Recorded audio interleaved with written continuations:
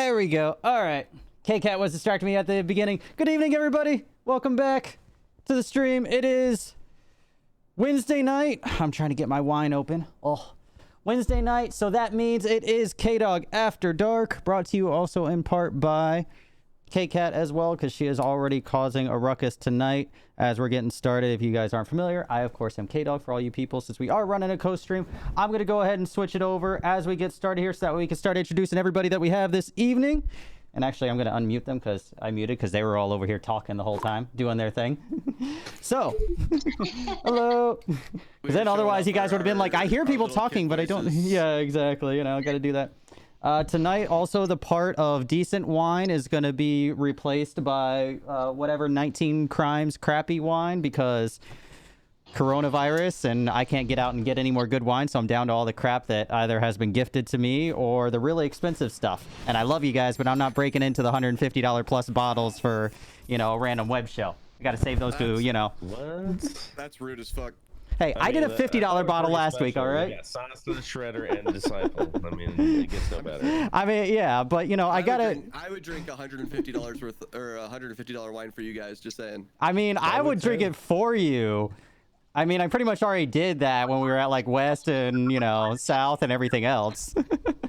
But officially, everyone on every side of the stream and everything, welcome to Kdog After Dark. If you're not familiar, this is the show where we talk everything gaming, video game news, all that kind of nonsense. Anything to do with our industry all across the board here.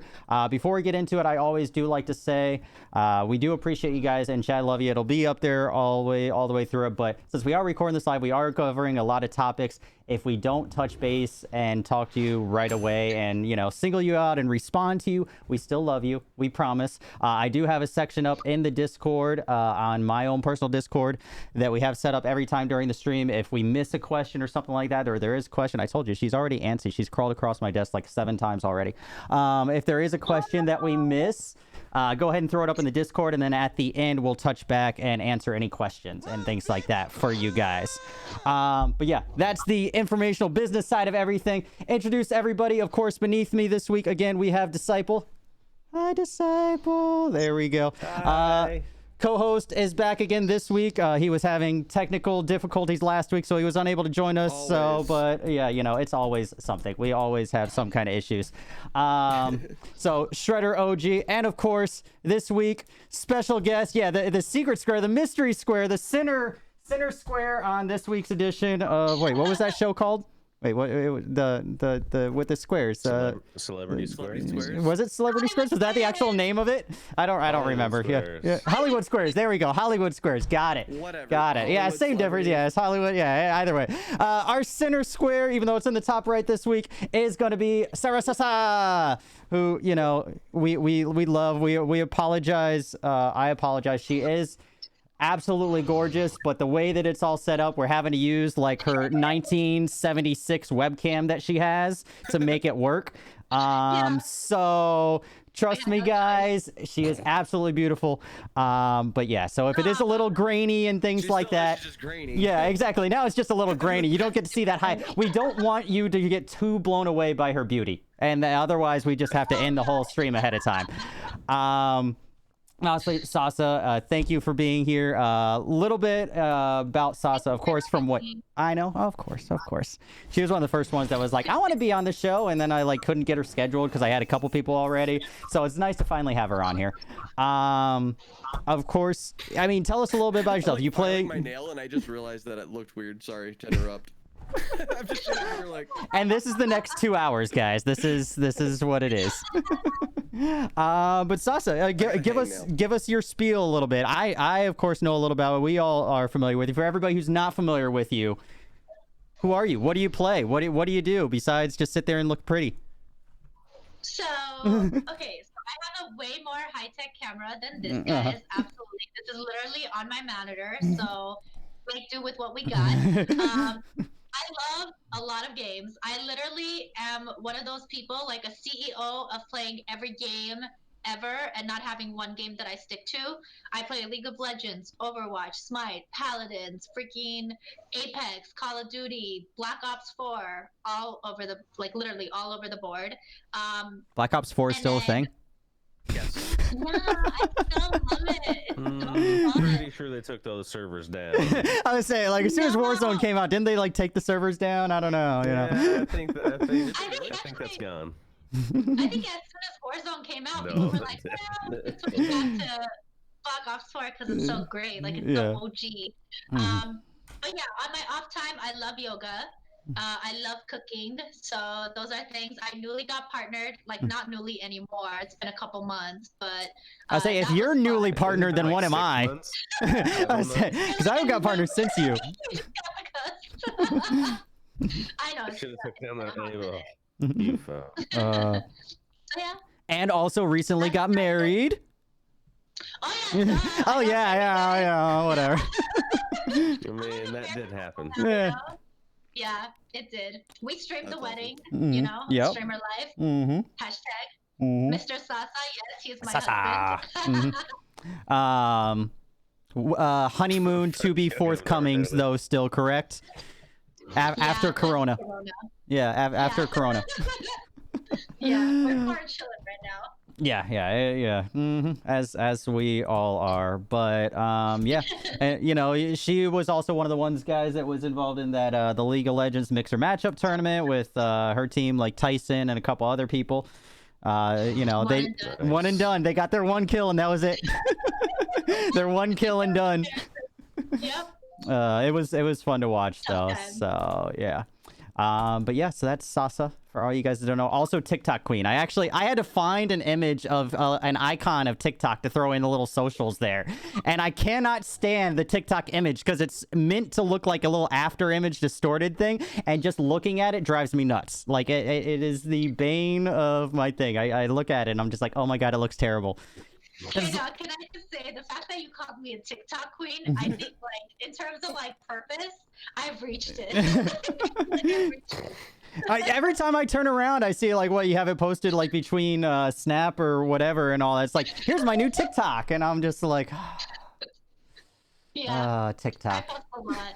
I word post. She does. It's great though. It's great. But yes, thank you for being here. It really is awesome to finally have you on the show since we talked about it so long ago. Me too. All right. Getting on to the good stuff. Everybody got their drinks. Are we all good to go? Everybody in chat got their drinks as we randomly go through all this fun stuff? Can I leave and then come back to see if it fixes my crappy connection? Yeah. It won't mess it up. I mean, it might, but we'll cross that bridge when we get there. Just go ahead. Well, Man. that's cool. Go for Yeah, it. it's okay. And there it goes. Easy going, Damn it, I disciple. like it. Oh. What about closing Discord all the way around? All right, I will try that. Try that. So we're all going to be thrown off for a second. Well, they're all going to be thrown off because of the Discord call. There's kind of, I see a Sasa arm over there. I can now pick my nose. Yeah, exactly. Comfort. Ooh, Wait, hold on. I had it for a Where's second. my Jeopardy music here? I said, it's still not as bad as the one night when, what was it, Undercard or whatever left, and all we had was 2 squares at the bottom of JoJo's boobs. Because all the other cameras left, and it got resized where it was just like JoJo's chest was the bottom 2 images. I think that was like episode 3 or something was like that. awesome. That's probably the most viewed. Yeah, I would say I need to just clip that part out and be like, when, you know, tech things go wrong, but it works out in your favor, you know? It's weird, just like it like stops getting blurry, and then when you move, it gets blurry again. So just hold still. Don't move or talk. I don't know. Move It, a muscle. yeah, it did it at the end of last week, and I don't know why. I don't know. I don't know what's going on. Yeah. That's so bizarre. It has to be just like probably your server ingest to Discord from your area. Would be the only thing I can guess. US East. Oh. Yeah, because... Oh, there we go. There we go. Hey! Huzzah! Look at him looking all pretty. There we go. There we go. GG's, High definition. GG's. Yeah. So if you guys are new to the show, normally 9 times out of 10, unless something drastic different is going on, some big thing is released, where we like to kind of start with a little bit of gaming news, things going on around the world in the industry and in gaming, and then we kind of move more into the show, into the actual games themselves. Exactly. So that way, by the time we get to the actual game content and we want to really argue over updates and who's better, we're all nice and half a bottle into wine and things like that. So it makes it a lot more fun when we get to the actual game part of things. And also, if you guys already were in SareSasa, I don't know if it threw you guys over for the co-stream, but to see all 4 of us, you might have to click over into my stream if you already were in her stream. I'm not sure. Don't quote me on that, just that she was already live. It should have moved you, but if you can't see all 4 of us, just click the little arrow over to me, and it should be good to go there. But everybody new coming into the chat should be good. Yeah. Well, except for Disciple. He left to go get a drink. But, anyways, you'll see his chair. Chair hype. Yeah, exactly. Go get that. Whoop. Are we just all leaving? Okay, bye. Yeah, everybody just leave. I'm just going to sit here and talk news and all that kind of stuff. Chair hype. Let's get a 4-way chair hype going. Yeah, exactly. Just leave. I already have my drink. I was prepared. I use that 6 minutes before it starts to get my drink. I don't need a drink. I'm good. Yeah, exactly. You're fine. Once they get back, we'll start talking about everything. So what do you want to talk about, Kdog? You and me, buddy. I don't know. How's Sea of Thieves life? We're actually going to talk about it more later. I know he is. Shredder's been on a Sea of Thieves kick lately. Dude, it's great. Ooh, nice Mixer shirt there, D. I saw that. Oh, you didn't hear me. I said nice Mixer shirt there, D. I like it. You didn't pick me a one up at East. Rude. Did you want one? I mean, I would have, yeah. But you didn't ask me. Yeah, I saw the post about him on like the Monday at the end of East or like afterwards, and I was like, oh, that's okay. I like that. Yeah. Of course I would have bought one for you.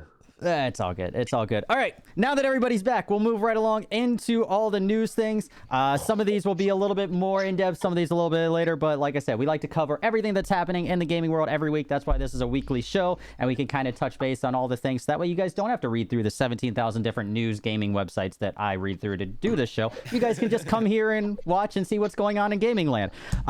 So yeah. First thing, I'm going to go to this, and I'm going to switch to that. There we go. First one's always, wait, where'd my button go? I just rearranged all my stream deck for this.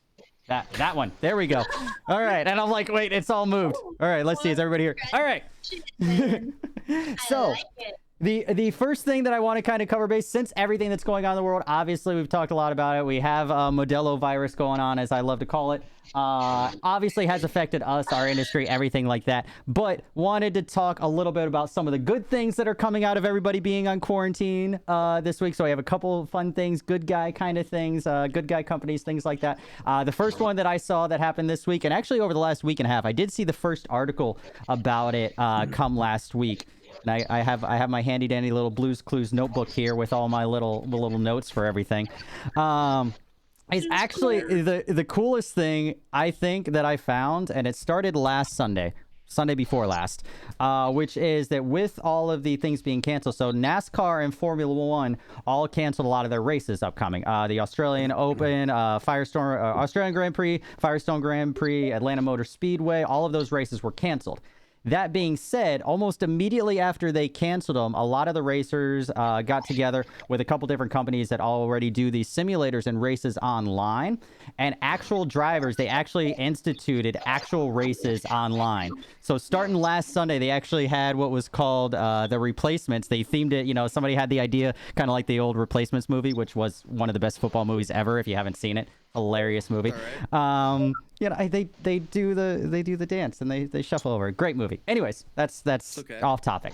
Anyways, it's a great movie. How is that not a great movie, Shredder? It's a great football movie. One of the greatest football movies of all time is a slap in the face to Rudy. Rudy's great. I'm not saying it's not great. I'm saying it's up there. It's a great comeback. It's a great story and a comedy. I mean, Waterboy's a better football movie than fucking... I would say Replacements has more of a... I would say Replacements is a better football movie, though, because it has that kind of, feel of, I don't know, just kind of, comeback thing. Waterboy's still better. Yeah, well... Peak Adam Sandler.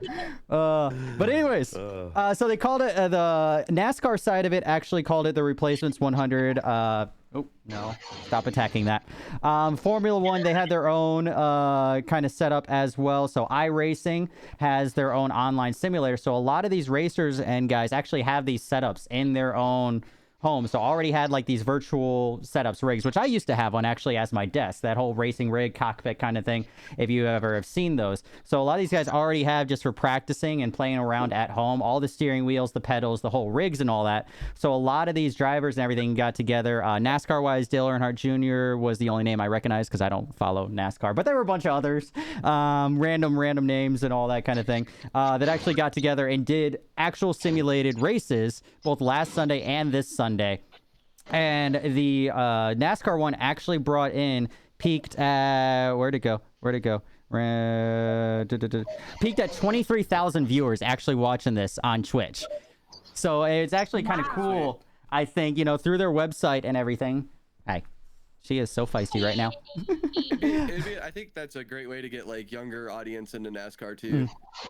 And that's kind of like my takeaway of it, is that we're actually seeing there's already planning a lot more events. This was just kind of thrown together last minute. They did a Formula One and a NASCAR one. Like the amount of feedback from it, like they had over, I think, 100,000 views, but it peaked at 23,000 viewers at one time. Like, I think that's really cool to have this actual live event with the actual professional drivers in these events actually racing online, because they're all, you know, actual simulators and everything. And these guys were actually saying that the pro racers were saying it's just like driving out there on the actual course, you know. And I think that's really cool that they're racing at home amidst all this. Right. She just won't stay down. Hey, That is so I'm trying cute. I have a black kitty too. just chill. But you know, right now it's only with the contracted, you know, actual professional drivers on these simulators. But I think it would be really cool is if, depending on how long this lasts and if this becomes a thing, like imagine if you actually did run this simulator like at home and you were in the iSim and you could actually qualify to race against Dale Earnhardt Jr. on, you know, and actually like race for money. That would be your dream as a kid that, you know, loves NASCAR. Yeah. Like, I mean, we could actually make it happen. That would be cool. Yeah, and I think that's like there's potential for that almost. Like right now it's just these guys, but they're saying that it's just as legit as that, and you're racing against actual, you know, pro racers that get hundreds of thousands of dollars and things like that. I think that's an awesome idea. Like, you know, this is just the beginning, I think, and could lead, you know, esports are only going to get bigger. This is a transition between, you know, real life Formula One and NASCAR racing and actual simulators. Imagine this like becoming, like you were saying, becoming a real thing because they're just testing it.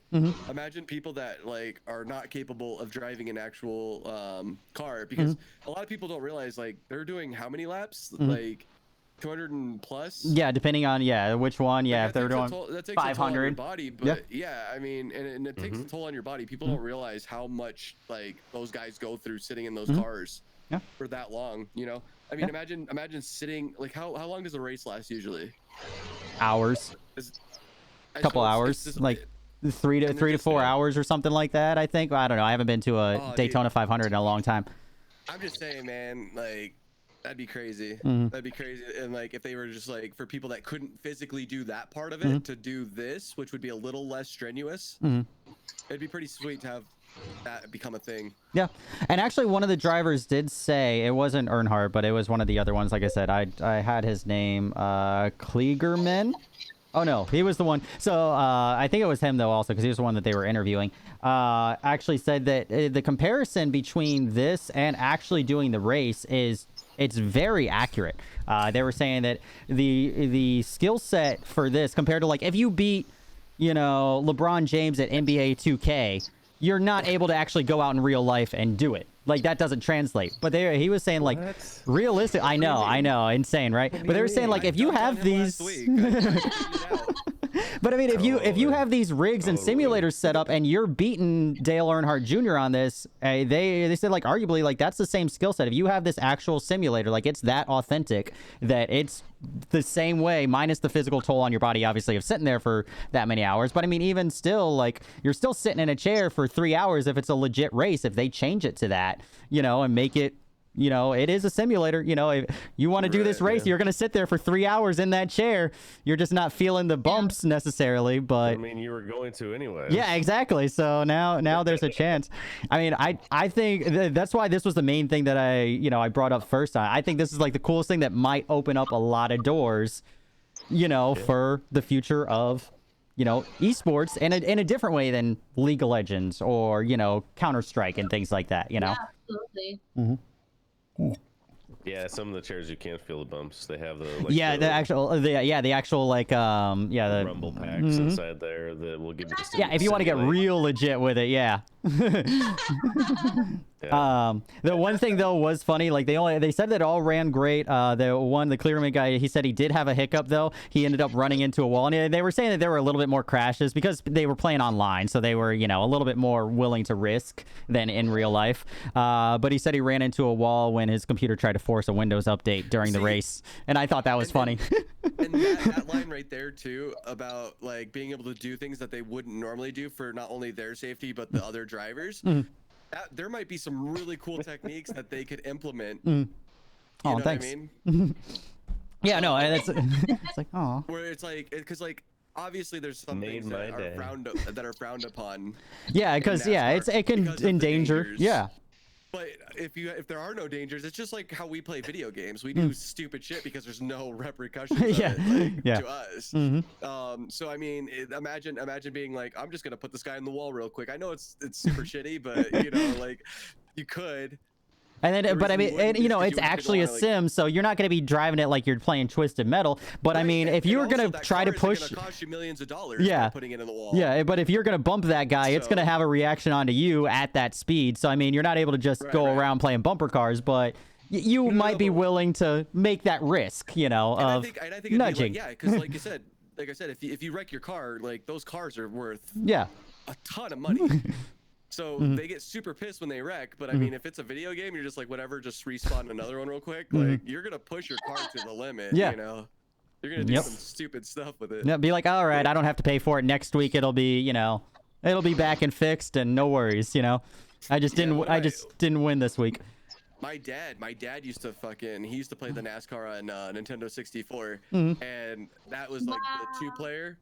And I would drive backwards on the track and hit everybody behind him. Like that was my role. I was like, I got you, Dad. You were blocker car. Don't you Just starts worry. wrecking all the other cars going backwards, and he's just like, "What are you doing?" I was like, "I'm helping you win the race." Yeah. Whoa, what? Totally. Why did that? you. Huh? Why did that hitting that button switch to that? I don't know. OBS has been doing weird things to me lately when certain like Firebot buttons get pressed. I'm just gonna turn it off, and it like will change scenes and everything. There's no reason for it. Like also when like somebody clips something for me, sometimes it'll change to a random scene. No reason for it. No hotkeys. It just does weird things. Anyways, yeah. So we can go back to that. But yeah, I thought that was kind of cool. I don't That's know. really Like cool. I think that I enjoyed that topic when I saw it. I was like, this is gonna be cool to talk about. it's only going to get more, and I look forward to seeing where it goes to over the next couple weeks, because this was like a spur moment thing over the last 2 weeks, and they already got enough feedback, enough viewers that at least while all these events are canceled, they're running actual sims on Twitch and everything else. They are actual events, with actual legit drivers who know what they're doing, and it, Right. yeah. And I think the possibility of bringing in maybe as an amateur driver, if they do that, if this stays around long enough, have qualifiers to race against them, that would be kind of cool. That would be. Yeah. Sit there and be like, Mom, I'm racing against Dale Earnhardt. Right. Yeah, I think That it's cool because it's changing the gaming world too. Like having simulators where you can be in scary games, or like the NASCAR, like you said. Not only does it do something for the company, but it changes like the gaming world in a general. Like even at PAX when they have like those little simulator places, it's so cool to walk in and just kind of go into a different world. So it's cool that they're doing that. Nope. Aw. Nope. She's like, hey, you're on camera. You're trying to host a web show right now. I'm going to be super feisty. And like you said, it's not like just like a video game. Like a lot of NASCAR drivers before the week of the race, they will actually go in these simulators to learn the track. Yeah, Like, and they learn the turns, especially a street race. Yeah. You know. And that's why that's why these Mm-hmm. guys already had these simulators and these rigs set up. They already had these programs and everything. And they just kind of got together and said, well, fuck it. We aren't doing it live this week in our actual cars. Let's Right. do it. Let's do it online, you know, and got it That's so set cool. up. Dang. You know? That's so cool. So yeah, that's the first topic for good things to come out of quarantine. There's a couple good things. Moving right along. I don't think I have even a picture for it. I might. I don't know. Let's see. One of the cool things also was, let's see if I can exit out of here and do this. We'll just go here. There we go. Woo! And we'll go back to this. Minecraft, which I don't play at all, but I think this is really cool. Minecraft. Should've gotten Gless in here. Yeah, I know. He was supposed to be on here last week, but he was sick. Yeah, whatever. He was back streaming Thursday. Thursday he was okay to stream, but Wednesday he didn't want to be on the show. I'm just giving it a hard time. It's okay. It's whatever. But no, Minecraft. So they actually, and Phil Spencer actually was the one who announced this. You know, Xbox guy, one of our bosses. So Minecraft is actually releasing through till the end of June free educational content in the Minecraft marketplace, which is kind of cool. You have things like exploring the International Space Station. You can learn to code from like a robot, like actual coding.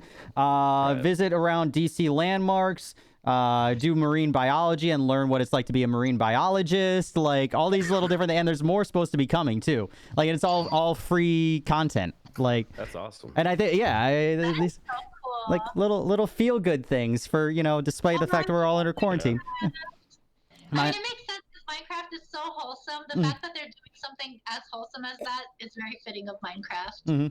Yeah, and I think it's they're using their platform and this current everything that's going on to do something like you said, wholesome. There's not really a better word for it. It's like they said, we're gonna start the stream with all the feel good stuff.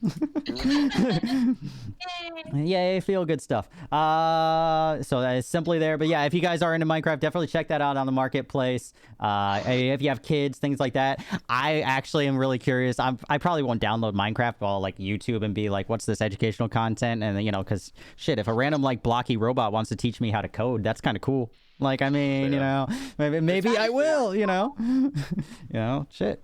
Or just what it's Sounds like to good be. me. I mean, my kids are home in there. We set up a dual Mac station where we have some MacBook Pros for them to play on, and like their curriculum actually isn't even set yet.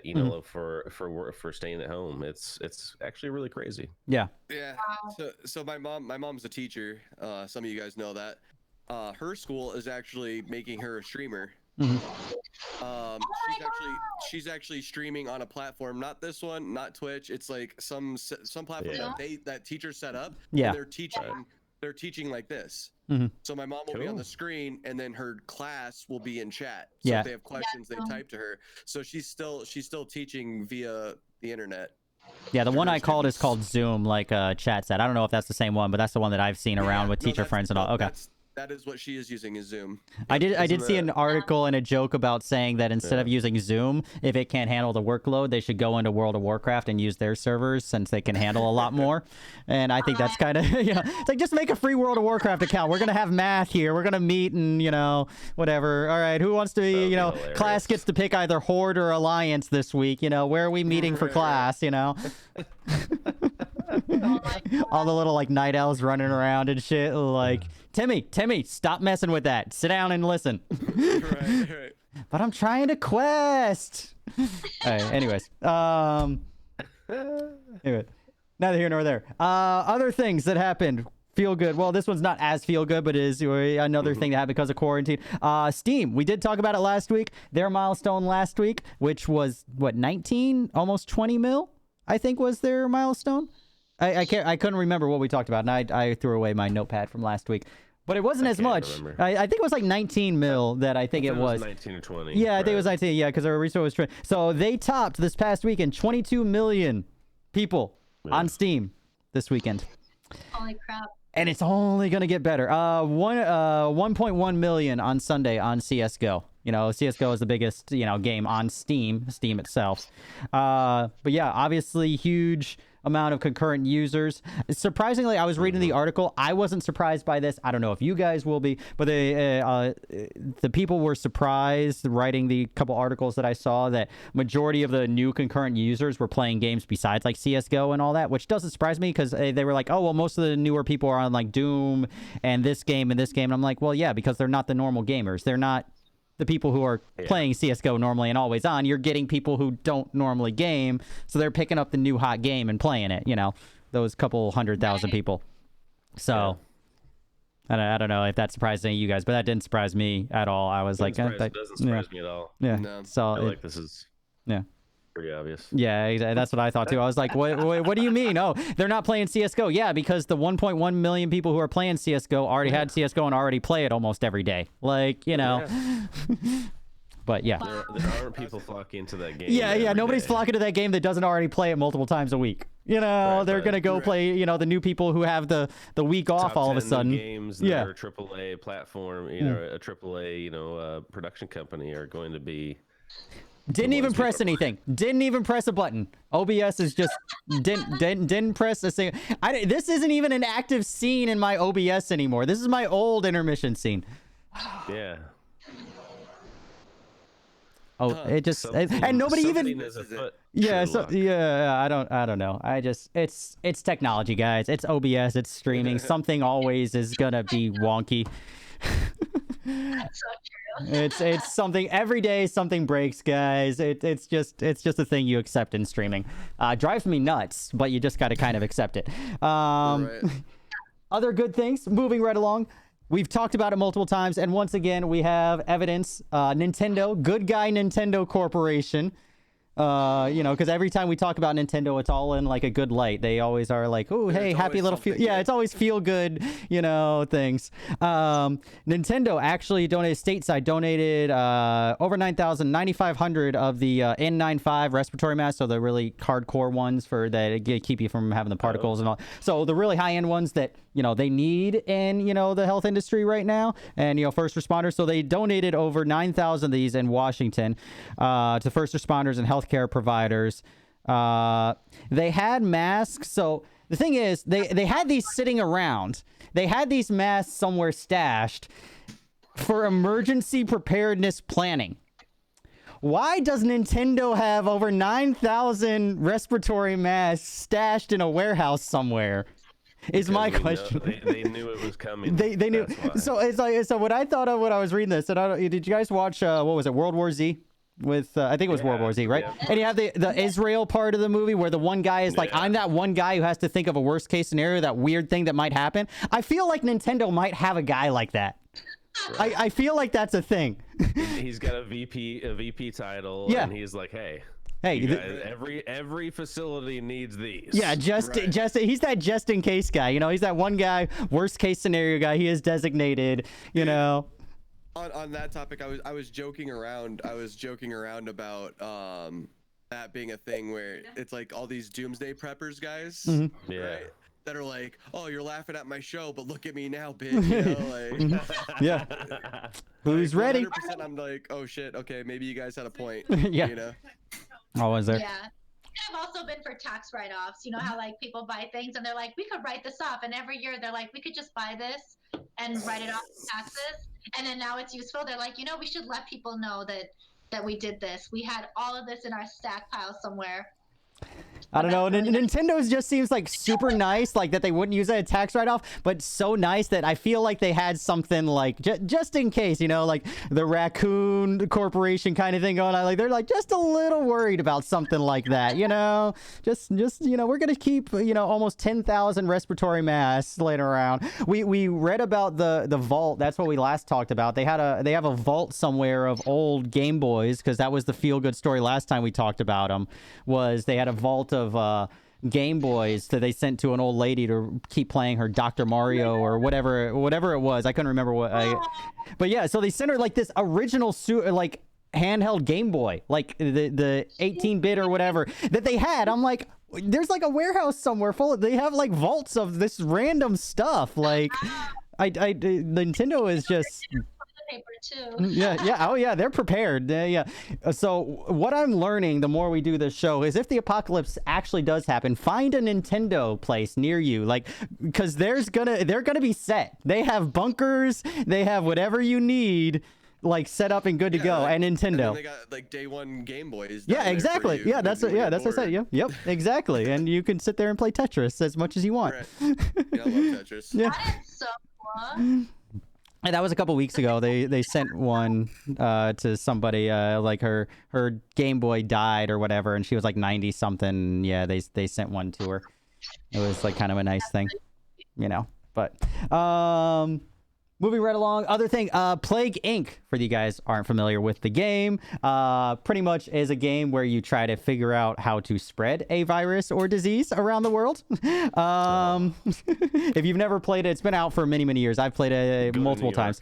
Yeah, there you go. The hardest thing is what it was. Madagascar. Madagascar was always the pain in the ass. Be like Madagascar in times of peril. Be like Madagascar. Madagascar was always the first one to close their borders. But yeah, so the game you were trying to kind of spread a disease. It was kind of like a like not an accurate simulator, but kind of like a game. Just to try and your goal was to spread a disease around the world. Like you create a disease and kind of like spread it, not like in a bad way, but you just little bits and pixels. But since they are in that genre and they have made a lot of money. They actually, the developers actually donated $250,000 to World Health Organization to help go into research for combating the spread of corona, and also are providing a free update to the game where you actually do the opposite of the normal game, which is to kind of combat the spread of a disease. And actually that's even being monitored by World Health Organization. It's being made in partnership with them to kind of like different techniques and things like that, which is kind of cool. Wow. Like just it's like, hey, future thing. And I think that it should just be a giant sign when you load in, like, how do you combat this? Just make a sign that says wash your damn hands. There you go. Game over. Update done. I win. But yeah, free update. Funny thing that I didn't notice when I was reading, China actually removed Plague Inc. from their marketplace and said that it had illegal content or misleading whatever content when the outbreak started happening over there, because I guess the sales started skyrocketing over there, and they took it off the marketplace when Corona started being a thing. I got a giggle. I'm glad you guys did too. Ouch. Good old China. But yeah, feel good stuff. More money donated to, developing all this. We talked last week about, using your video card and helping World Health Organization just analyze data, all that kind of stuff. Last thing, for all you gamer MMO people out there, not as much feel good thing, but WoW is doing its part for all of you people who sit inside and play WoW anyways. Now you have more incentive because there's double XP all the way through till April 20th. Yes. So doesn't matter, free version, whatever. They're like, hey, we want you guys to stay inside and pretend it's 2000 whatever again, 2005, and we want you to grind out World of Warcraft. We're to give you double XP. So they're doing their part. I see. I love that, and I think more companies would be better off doing something like that. This is like the perfect time for your company to do something for the game that people enjoy. Like, imagine if they were like, oh, until coronavirus ends, is double XP for whatever game it is you play. Yeah. People would come play your game. Yeah. Like, and that's Sea of Thieves does like events for holidays and stuff like that, where they give out what's called a gilded quest, which means you get more money and more types of chest and loot. And everyone's like, I hope they do a gilded something for coronavirus, because that would get people to come play it again. So I think more companies should do stuff like this. I agreed. Yeah. 110% agree. And it's funny, like you said in the article, like that I was seeing, like when they talked about it, they of course, like the actual promotional thing for it comes with like a picture of their most recent expansion. They're like, you could use this time to kind of help level up your character to take on this new raid boss or whatever. So of course, like they're doing, like you just said, they're doing it to not only push their game, a little bit, but it's like, hey, bring people there. You have all these people at home anyways, give them the incentive, play your game. There's the content there. And also, it's doing a good thing. It's keeping people inside and not, spreading things. So, like I said, pretend it's 2000 whatever again when I spent way too many hours on World of Warcraft. I mean, when I started playing Sea of Thieves, I don't think Corona was like as bad as it is right now. Mhm. And there was like a few people that were like, "I'll play with you," you know. Mhm. And now that now that like all my viewers and like friends are quarantined, everyone's like, "Dude, I want to play with you." I'm like, "This is great. I love it." I never have people to play with, and I have the most people to play with constantly. Every day, I'm like, "Come play with me. Let's go." Server You know, takeovers and all that. Yeah. I mean, Yeah. I don't get on during the day. I know Shredder, you're a day person. Sasa, you're more of a daytime person. So have you noticed a lot more during the day now? Like at night, I kind of have the same amount when I just do my normal overnight stream. I have the same kind of amount of people. I'd say more or less. But have you guys actually noticed like a more of an influx? Definitely. I've noticed more trolls for sure. Yeah.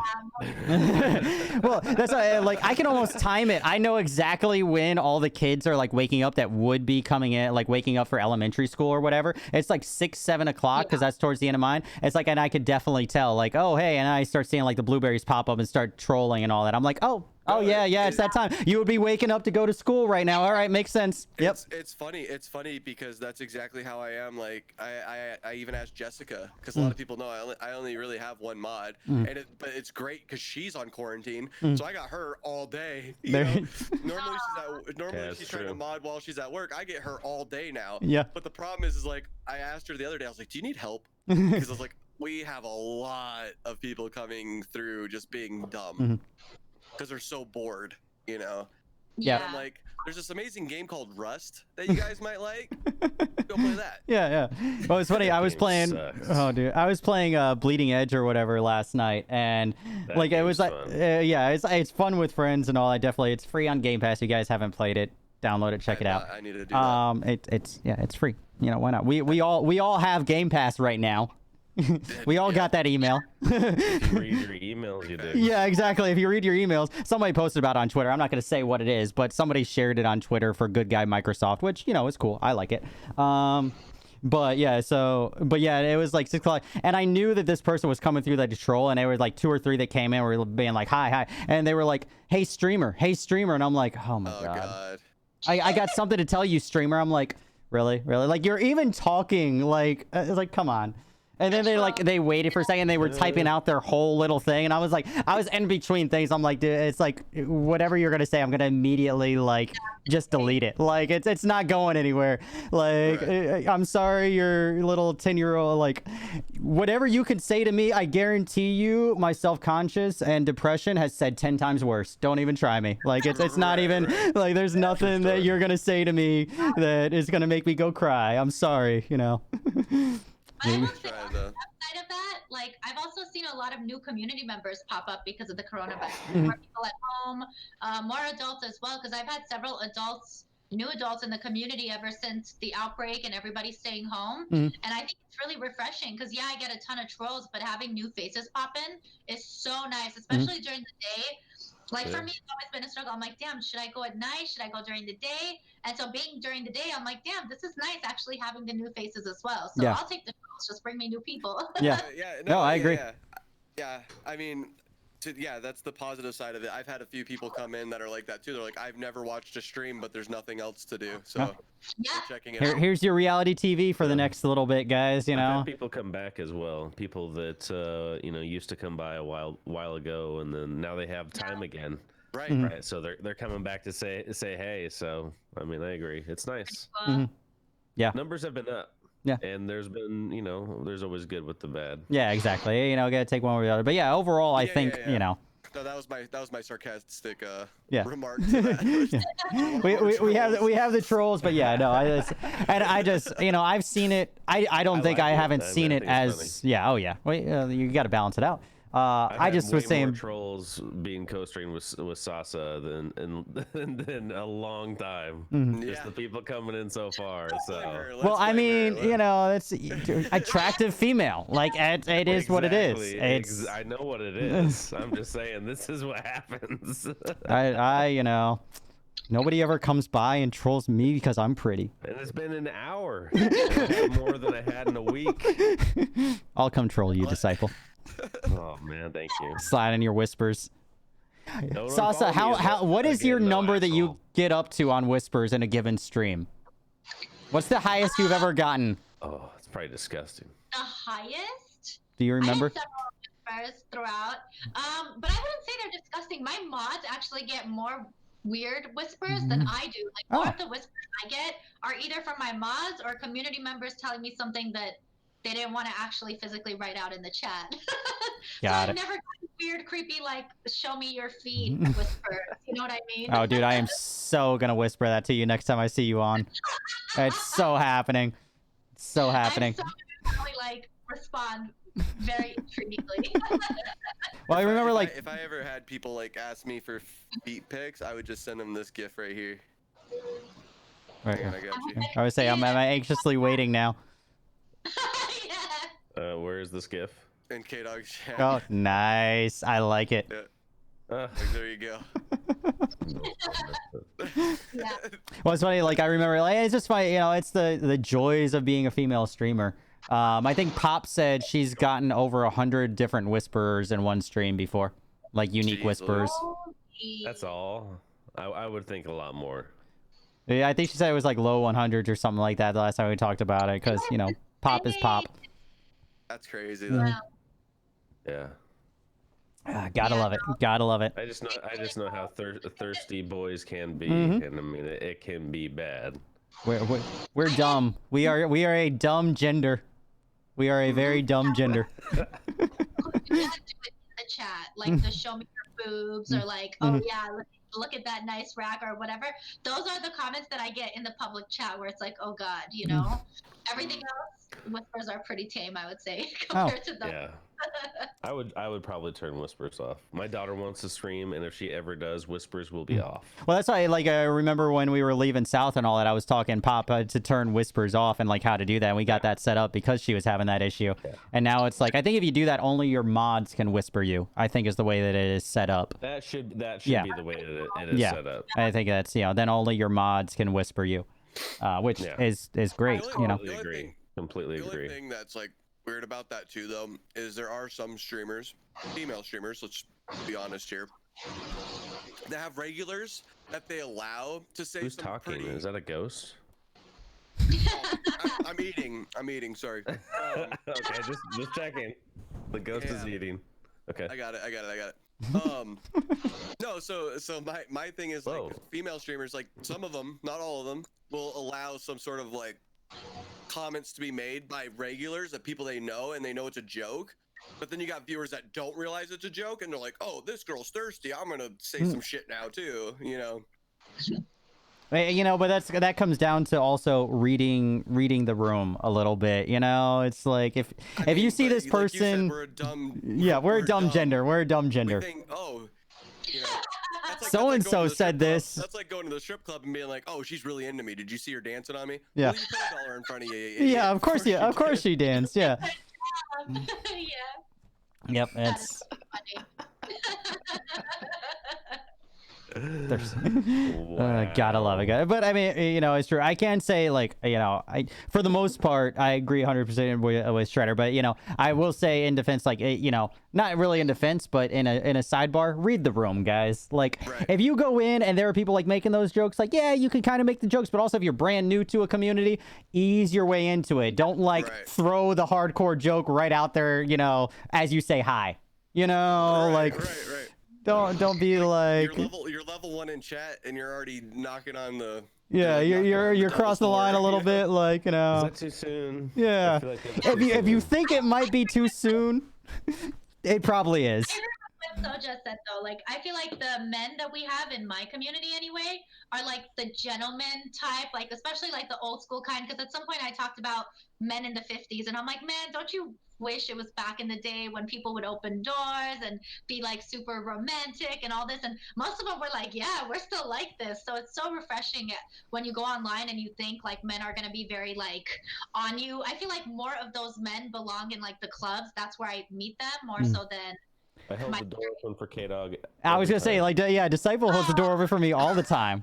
That's literally, I was about to say the same thing. I was waiting for it to get done. I'm glad we're on the same page. I'll allow it. That way I don't have to touch the nasty ass door handle. Yeah. No, I would agree. It comes down to like you know, how your community is designed and all that too. Like, I think all of us kind of have older communities compared to like the younger communities, you know, which Yeah. I am perfectly okay with. I am perfectly okay with having an old community.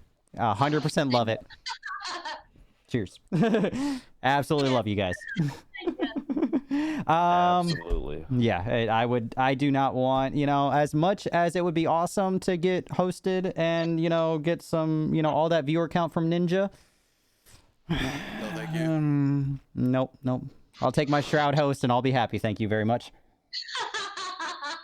And, Ninja kind of community, not my type of people. Not my community. I wouldn't say no to those ninja embers. I'm not saying I would say no. I didn't say that. I didn't say don't host me. I just said, that's a lot of. I get where you're coming from. Yeah. I mean, Like, so I'm like. not sponsored by Lunchables, children. Yeah. Get out of my chat. Yeah. And that's the thing. It's like I run the. I always run 18 and up. I'll grab my Red Bull and be like, yo. Yeah. Who wants free V-Bucks? Well, the difference is like, Jade, when she got hosted the other night and all that, or even like when Charlie got hosted, that of like from Ninja was a lot of work for the mods, and I know it was. Whereas when like Shroud hosted me, like Warlock was just like, that was easy. And I was like, yeah, it's a different community. That's all I'm saying from it. It's a different style of community. It's, what happened in Ninja's channel the other day? He was getting trolled by his community to the point where he actually raged at them. And I had never seen him, dude. I didn't see that. I forgot what it was, but someone came in and they're like, dude, go to Ninja's channel right now. He's like pissed. And so I was in the middle of my stream. I tabbed over and he was pissed at something, and I have no idea what it was. Oh no, dude, that's terrible. They got him. I've never seen his chat get him before, but Wow. my God, was he pissed? That's rough. No, I don't think it was a follow for follow. It was something about the game he was playing, and it was just one of those things where they got him good, and I was like, oh shit, I've never seen him lose his mind like that. Well, he's been playing Modern Warfare, I wish I could remember what it was. Yeah. Oh, that's what it was. Someone in his chat was saying like you should go play. It was like another bigger streamer on Mixer, and their whole community came over and was like spamming Ninja to play with him. Oh, that's no bueno. That's what it was. Yeah, if anybody in my community ever does that kind of shit, you will not be in my community ever anymore. Do not do that. They were all over there. I wouldn't want my community to do that. No, either. fuck no. Yeah, I will not claim you in my community if you do that shit. I will be like, nope, they do not speak for me. Nope. That's the thing. Yeah. Like that's the thing is the guy the streamer whose community went over there to do that, he didn't know. Oh, he's gonna do it. That's funny. It's different doing it in here as a joke rather than in his chat. Like, don't go over there and be like, Kdog 57, you should play with him. No, fuck that. Nope, I do not want any of that beef. No. That's Nope. the type of clout you don't want. Yeah, that's not the cloud I want. No, not in any way, shape. Yes. What if he's like? Okay. I mean, then maybe, but we could do that over Twitter. We could do that over Twitter. Do not spam his anything. Just be like, hey, Adam at Twitter. No, like. So speaking of like things not like you think aren't gonna happening. Did you guys see the video of the girl who FaceTimed Justin Bieber as a joke, and he actually answered, and she was topless? Like nope, that doesn't come up in the gaming news websites that I look at for Kdog After Dark. That one didn't pop up in my articles. It was all over Facebook. Like, why are you hiding? He's like, why are you hiding? He's also bored under quarantine, it seems. Oh yeah, she wasn't topless. She was doing other things. Oh Lord. We won't. Oh. But yeah. I mean, shoot your shot. I guess. I mean, like you FaceTimed him for a reason. Got a link? Wow. Yeah, we kind of. I could try to find it. I'll put it in Kdog's Discord. Yeah, because the takeaway from tonight's Kdog After Dark, Justin Bieber getting got it. Yeah, that's gonna be the one thing that stays. Everybody thanks Shredder. All right, moving right along, getting back on topic. Yeah, we're over here. We're gonna come back over here now. Someone say Bieber? What? Search. All right. Yeah, so what happens when I come back from taking a week off? Yeah, exactly. He's like, I'm ready. I got all these fun things. All right. We covered good things. Bad thing. Well, kind of. Well, bad things or whatever things to talk about, and this will also kind of start a conversation. In Europe. So Sony, who also, and the opposite in Nintendo, I feel like Sony is always in the news for being the bad guy because it's Sony, as opposed to Nintendo. But they actually, so Sony in Europe has slowed their download speeds to help with internet stability, and also possibly pause people's downloads altogether. Because of internet stability. And I don't know, I'm sure you guys have seen in the news and all that, a lot of these things saying that, you know, asking folks to, all of us gamers and things like that, to not be online as much during daytime hours because it's crashing the internet, which, you know, my response to this is Hulu and YouTube and Netflix all require a lot more bandwidth than me playing Call of Duty does. But this is, you know, Sony was like, oh, well, we're going to listen to, you know, the media and halt our download speeds. That being said, YouTube videos are defaulting in Europe, and it should be live now across the world. It was supposed to go live, I think, the 23rd from what I read, so it should be live now. Are defaulting to standard. It says defaulting, but as my reading of that is, even though it defaults, you could still select high definition. It just defaults to standard. It doesn't say that they're not offering high definition. It just says it defaults. And then Netflix has turned off high bandwidth, and they're also supposed to be instituting that across the board. So at least those guys are trying to curtail a little bit.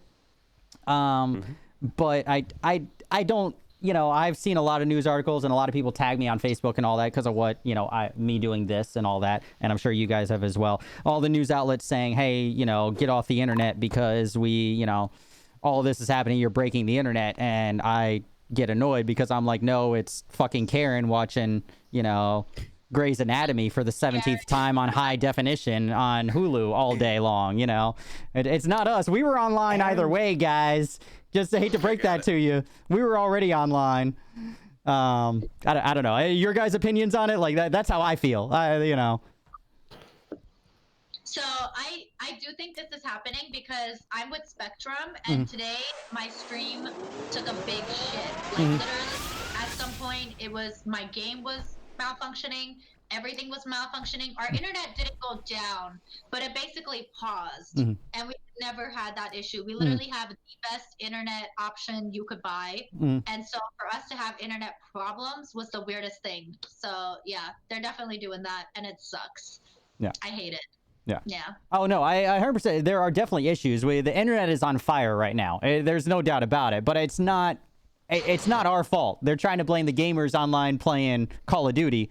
And you know, I think, you know, well, I mean, there's a lot more, but there's so much more bandwidth being used by Netflix and Hulu and all that than there is to do that. Like I didn't pull up the articles because I just want to touch base on it, but there have been multiple articles that I've been tagged in that were like, hey, here's the amount of bandwidth that Netflix uses on a daily basis, and here's how much bandwidth it takes for you to play on Xbox Live.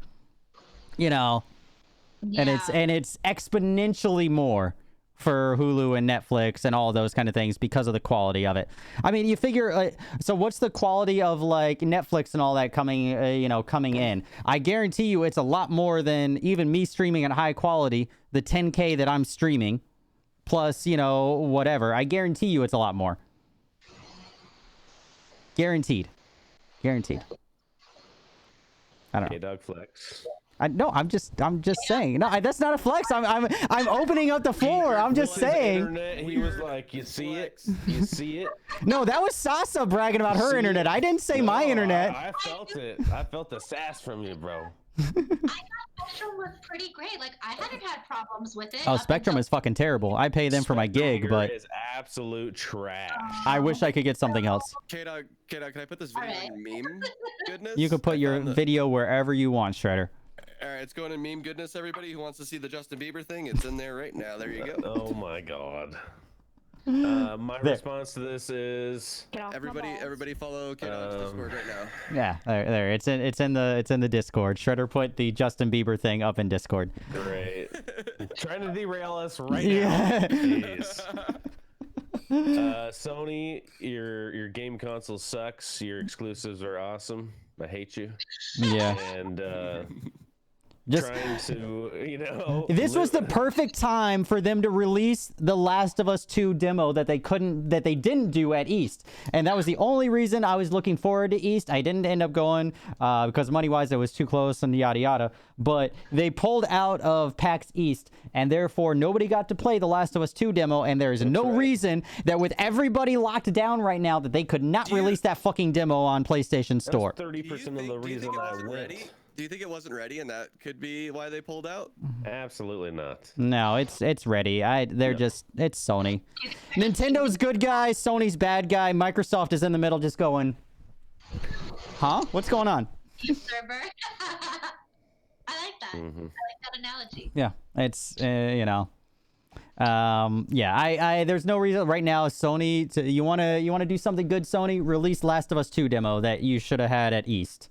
That would make a lot of us happy. That would make a lot of us happy. Everyone's working from home. This should be done in a couple of weeks. How about you release early?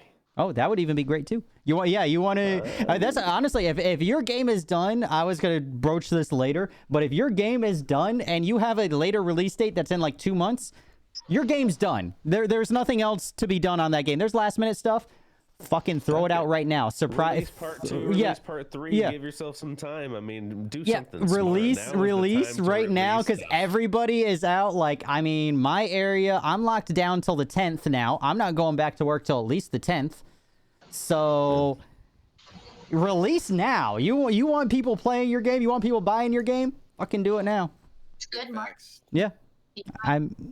Especially like I think like Bleeding Edge, like we talked a little bit last night. Like, I mean, if it's free, you know, it's on the Game Pass, and maybe people are watching their money right now. Be like, hey, it's on the Game Pass. Do a 2-week, especially if it's a multiplayer game. Valorant should have a demo out right fucking now. The fucking CSO game. Yeah, that would be good. Fucking, you want people to play online multiplayer game? Get them psyched for your game. If it's a multiplayer game, should be released right fucking now, and it would, and then you know pull it off in 2 weeks, and then be like, hey, we have the release in June, and everybody would be like, fuck yeah, let's go. You know? Right. Yep. Hands down. Anyways. Guys, I'm already ranting, and I'm not even like half a bottle of wine in. I love your hand gestures and your ranting. You're literally like an original talk show host. It's so cool. I try. Like, you literally have that energy. That's awesome. The wine helps. That's why I you know, as the show goes on, you know, it gets very more amusing. I should sit faster too. Shit. I'm only on my second glass. You know. Moving right along. So funny thing, it's a little sidebar. This is a tiny little topic here, but I don't know if you guys saw. GameStop actually stayed open, saying that they were essential. They were a essential service, and they actually stayed open. When all the initial things like all the quarantine started going on, they classified themselves as an essential service and stayed open. This only lasted 2 days. As of the 24th, they ended up closing down. They said that, but I thought it was funny that it was in the news twice because I saw big articles and all that. Like last week when it first started, like GameStop was an essential service. And I was like, how is GameStop an essential service? Nobody's been in one of your stores in 3 years. And now, like, and then 2 days later, they come back and say, oh, we're not an essential service. We're just gonna do online purchases. They probably just did that to like see if they classify it as an essential service. So like, are we? Somebody was just like, oh, let's see, you know. Yeah, somebody may want to trade in their one game for $3.99 and buy a Funko Pop. You never know. Yeah, buy a game for $60, turn around, go outside the door, come back in, try to sell it back for $4. Yeah, exactly. Most you ever got was like $15. That was it. That was the most you ever got. Yeah, it's because you beat it that first weekend. Mm-hmm. Yep. Mm. Yeah, I thought that was funny because it's GameStop, and just anything about GameStop just makes me laugh because it's GameStop, and the fact that they're still around just makes me giggle. It's like Blockbuster. It's just like, when is it gonna go? Yeah, exactly. It's like, like GameStop, just be done. Another small little thing. We've talked a lot about it over the last couple weeks on because it was supposed to be happening. Of course, GDC was canceled and everything because of everything going on. But they have announced when the the new dates for it are. So there is going to be a GDC summer, is what they're calling it, to take place instead of the GDC conference that was canceled. So that is going to be August 4th through the 6th. 3-day long event. Yeah, so 3-day long event. Same kind of thing, a little bit shorter because GDC normally has a couple extra days at the beginning for the game developers. Normally I think like 5 days, like 2 to 3 days for like developers and all that for just really hands-on like kind of training thing. And then the show floor on the weekend. This just has August 4th is kind of like the more seminar game developer side, and then the show floor is actually open on the 5th and 6th. So that's when that got rescheduled too. There we go. There's not really much more to talk about it, but I'm glad it got rescheduled and they have actual dates, and that's cool. Because GDC is, for those of you guys that don't know, is older than E3, It's been around like a couple of, I think 3 years longer than E3, and it's more the developer side. But yeah, so it's nice that got rescheduled for beginning of August. So, yeah. Oh. Yay, random stuff. And that's the way about that. Moving right along. I gotta catch up my notes here. All right. Moving into things that pertain to us and our employer, kind of, because, it's the only employer I have right now. Microsoft news, because there's a lot of it this week, randomly. I don't know why, but there is. Which one do I want to start with? Do you guys want to start more in-depth one, or you guys want to start with the easy, just talking points? Let's go in-depth, since everyone's still drinking. Sounds great. All right. So, more in-depth one. I don't even think I have a picture or anything for it. We'll just leave it on this. Let me see if I had a thing for it pulled up. I don't think I do. Well, the more in-depth one is going to be the... No, I swear I did. Hold on. Where is it? First look. Oh, yeah, I do. All right. So I have the whole article, and there's multiple topics here for it. Microsoft Cloud got more information released this past week about the whole cloud streaming service. And we've talked about this, and Shredder remembers we've speculated about how streaming, cloud gaming, and things like that are going to progress moving forward. And I'm 99% sure I even speculated on exactly what I'm seeing happening here with the way that Microsoft is moving. And I knew some of these things, but, of course, couldn't talk about certain things. But then also, there's more that they've even talked about here. And there's some good points that I want to bring up. But that is starting off Microsoft Cloud. So they started testing in-house for Microsoft employees, which I didn't get a fucking test, and I'm technically, but that's whatever. But they started testing in-house for Microsoft employees. Currently at 720p. It's gonna be in 1080 when it comes out. They're just kind of making sure that everything works. It does require a controller to access it. Microsoft account and internet, obviously, because it's a cloud-based source. One of the things that's cool, each actual server for the cloud is actually running off of right now, and it's going to be upgraded, but 8 Xbox One S processors per actual server instance. Was 4 initially, but right now it's up to 8 for per cloud server instance. It is going to transition over to the Series X processor here shortly. They're just getting it set up now, which it's not going to be exactly plug and play, but they're getting all of it worked out now. They have a couple months to iron it out and switch over to the processors. They are committed to launching this year, and I'm pretty sure they want to launch with the Series X. It streams directly from the cloud. Will incorporate the Game Pass and all that as well. So if you have Game Pass, you'll be able to stream games directly onto your PC. You don't need an Xbox and all that. If you have Game Pass, if it's a Game Pass game, you'll be able to stream and play on your PC, which we've talked about cloud gaming multiple times here on the channel. Exactly what that is. It's, kind of like the old, Shadow... Not really. It's not like Shadow PC, but pretty much it allows you're playing those 8 Xboxes that I mentioned. You're playing on that Xbox across the internet, essentially, instead of using your PC. This is going to incorporate, the graphics that are on the new processors. It's supposed to also incorporate forms of the ray tracing as well because of the Series X on the cloud. All of this information that's coming out about it. I can zoom in on these little pictures and all that because I can't go bigger. I wanted to actually show them. But it has Game Pass included with it. It has all this. It's going to be running Series X processors. My question is, and we've kind of touched base on this a couple times, if this is running on a series, if this ends up being 8 Series X Xboxes on the cloud, and you have this service and it's tied in with Game Pass, and it's included, why would I pay the money for a Series X to have in my place if I already have a computer?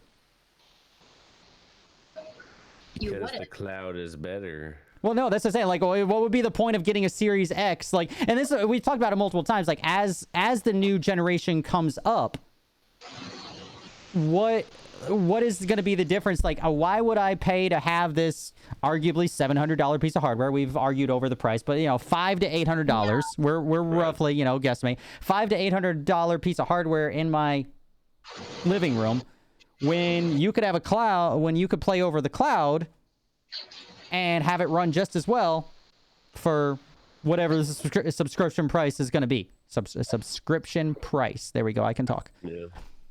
Like, I don't know. Am I wrong in my speculation? Like, I mean, I think that's accurate. Yeah, like, I mean, but these are going to be ready at different times, yeah. right? The new Xbox is not, is going to come out first. Everyone's going to want it, but I mean, the cloud is still not going to be the answer for gaming for a very long time. Yeah, this is going to be a stepping stone in history for what becomes cloud gaming in the future. Yeah, and we've talked about that. For if you guys have not been on a show, we've talked about it multiple times. Like, I think pretty much all of us feel this is the future of gaming because of that reason. You could have an old ass PC, and you're playing on these 8 Xboxes off in Microsoft HQ. Their server and thing like that, and you don't have to spend all this money to upgrade your PC, upgrade this and that. I'm excited to see more details coming out about it, but as it stands right now, if they have the Series X processor, if they have the graphics and everything for it, and if it has GameFly and all those games included on it, like, it's going to come down to your internet, but at the same time, like, why spend the $700 on the actual hardware? Maybe that's just me, I don't know. No, I agree with you. I mean, especially if they're going to be doing like a subscription basis, I feel like long term it would actually benefit Microsoft to do a subscription and go to the cloud, because then you have people for a longer term. People are going to keep paying to keep playing the game. It's kind of like WoW. When people get addicted and then they keep playing, they're still putting in their money into the game. So even though long term they're playing, they're still paying on a monthly basis. So I think they can still make out the money that they would have made if you were to buy an actual, Xbox. So I think this is really cool for the future. What it can allow people to do. It's really nice. And I would say that, and I said this before when we talked about cloud gaming, I think, me personally, I feel you're always going to have, we said this, you're always going to have the hardware junkies that, like myself, like Disciple, who have this couple $1,000 rig sitting next to us. Multiple, actually 2 of them technically. But for more gamers, especially as these prices keep going up, it will be a lot easier for mom and dad to justify, spending $30 a month for little Timmy to play on their 1998 Dell PC, and spend $30 a month to run whatever game, because all he's doing is using the monitor, essentially, to run this game from Seattle, and rather than buying him a $700, hardware. I see it. I personally see you're going to get more people buying into this if they market it right than buying the actual console itself. 100%. I agree. If from what I'm reading, the hardware is viable, of course, and it's going to come down to your internet too. That's going to be the sour hinge. But as long as they put a little asterisk that says, hey, game quality depends on your internet, we are not liable, they're clear. I don't know. Any other thoughts from the gentleman down at the bottom? No.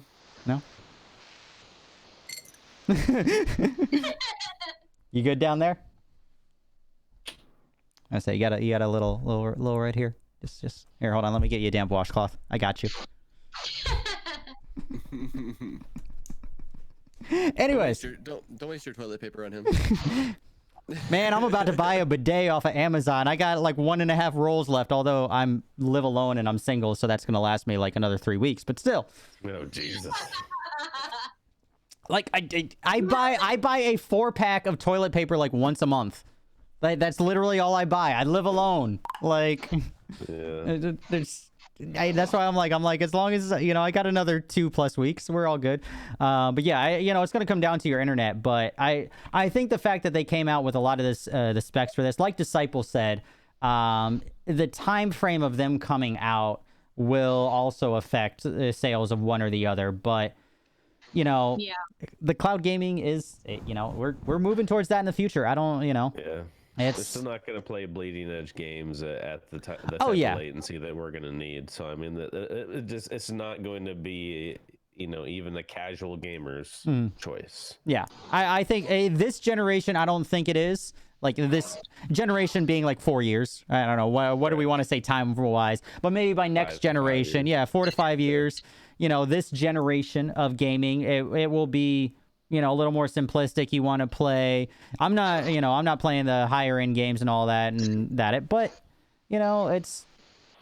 for the next generation, by the time it even gets more in depth, if we end up having more League of Legends style infrastructure, you never know. Yeah. That could be something that we look forward to. But it's something's cool that we have seen hints of for a while now, and I said that with the Game Pass, the fact that it's included, and we could see little tidbits of hints that they're moving towards this, and now it's actually announced that they have started testing it. It is coming out. It's planned to release before the end of the year. We knew about xCloud before that, but it wasn't the same exactly as how they're testing it now. So it was a little different before on the testing systems. So it's kind of cool to see. But that's kind of the more in-depth thing. We've talked a lot about cloud gaming on the channel and how it's moving forward because it's been in the news a lot lately. Moving right along to other things, Microsoft-oriented. Game Pass Ultimate. If you guys aren't familiar with that, that is the combination of Game Pass itself and Xbox Live. So, you bring the two together, you save like $5 or whatever. If you have both and want to do both. Definitely worth it, especially if you game on PC, because that's how you get the PC access to Game Pass. So I have that as well. Absolutely love it. They are offering now, even besides just the standard... you get both of these things. Now they're starting to roll out actual perks as well to having Game Pass Ultimate. So in-game things, say you have Game Pass Ultimate, so now you have extra you can unlock just for having Game Pass Ultimate. You are getting extra emotes in Phantasy Star Online, which is now out on Xbox. Shredder, you get extra ship parts and other fun things in Sea of Thieves that you get to download. I get extra free voice packs in Smite. Things like that. So they're slowly incorporating a lot more things. All of these are going to be found in the Game Pass tab or app, but it's kind of cool to see that they're giving a little bit more value to owning the Game Pass Ultimate. Because before it was kind of like, all right, now you get both for a little bit, $5 off, but now you're getting more perks. Which is kind of cool. Everybody likes free shit is nice. Now you have a snazzy emote because you have Game Pass Ultimate. Yeah, exactly. It gives you a little bit, everybody likes free shit. Everybody likes to flaunt their emote a little bit. I don't know if they have cookies. If they have cookies, I'll let you know on the next episode. I like to flaunt my emote. So Yeah. What was that? What'd you say? nothing. What? So Say it. Say it. What were you gonna say?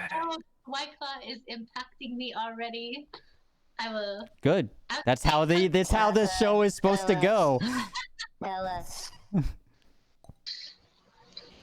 I would be like the squirrel and Up. I'd be like cookies. Cookies? Mine? I was already sold. Mhm. Cookies is like the icing on top. Cookies. That's what I'm going to send you as your wedding present now. I'm just going to send you cookies. I don't know when they'll get there. They might look store-bought, but I guarantee they're homemade, I promise. Right. They're just going to look like they're store-bought and still have a barcode on them. But they're homemade, I swear.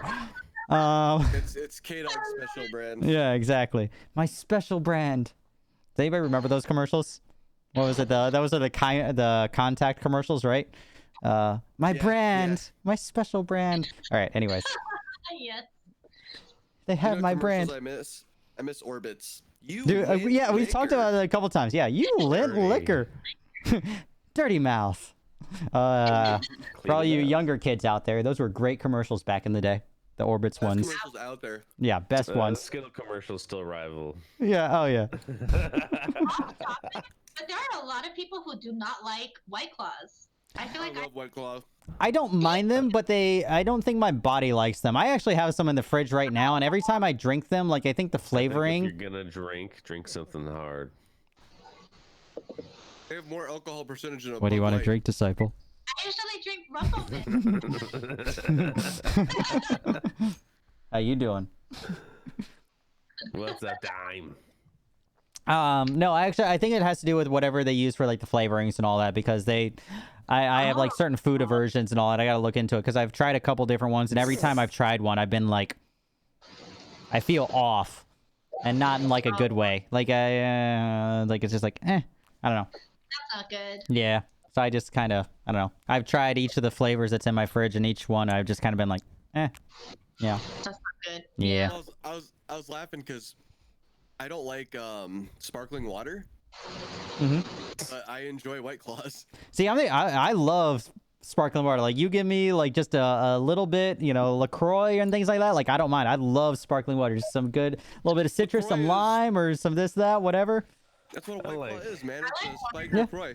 I Yeah, like that. but, I that's the don't thing that's think- weird. I don't think it tastes like LaCroix, but No, but that's the thing. Like, whatever the difference between like a LaCroix or whatever, I just get I get the Publix brand, sparkling. Shit. But whatever the Yeah. difference between that and White Claw, like something, whatever they use, it's not the alcohol, because God damn it, I enjoy that quite a bit. So it's not the alcohol part of it.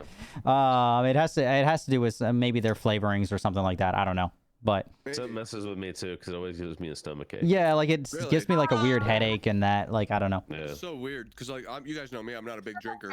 Yeah, But you can pound them claws, But I huh? can pound the claws, dude. Like, ain't no laws when wow. you're pounding claws. You know why? And I used to make fun of Because Britt the Brat. you're a basic white girl. Well, no, I used to make fun of Britt the Brat for this because she said that it not only are you getting drunk, but it hydrates you, so you have no hangovers in the morning. I love drinking agree with sparkling that. water when I'm drinking. You know what doesn't give you hangovers? Drinking every day because you get used to it. Yeah, but see, then you got a problem. Well, there's always different There's problems. there's but also that's a what- that's solution. what doesn't give My you solution is hangovers. right here. Guaranteed. Anyways, Not drinking for a long time. That's what gives you hangovers. yeah, exactly. Dude, that's when you get the hangovers. When you I'm stop over drinking. 30. I wake up and take 4 ibuprofen either way. What difference does it Right. make whether or not I'm supposed to be hungover or not? I'm sore every day when I wake up, no matter what. Yeah. Ibuprofen is my breakfast. Yeah.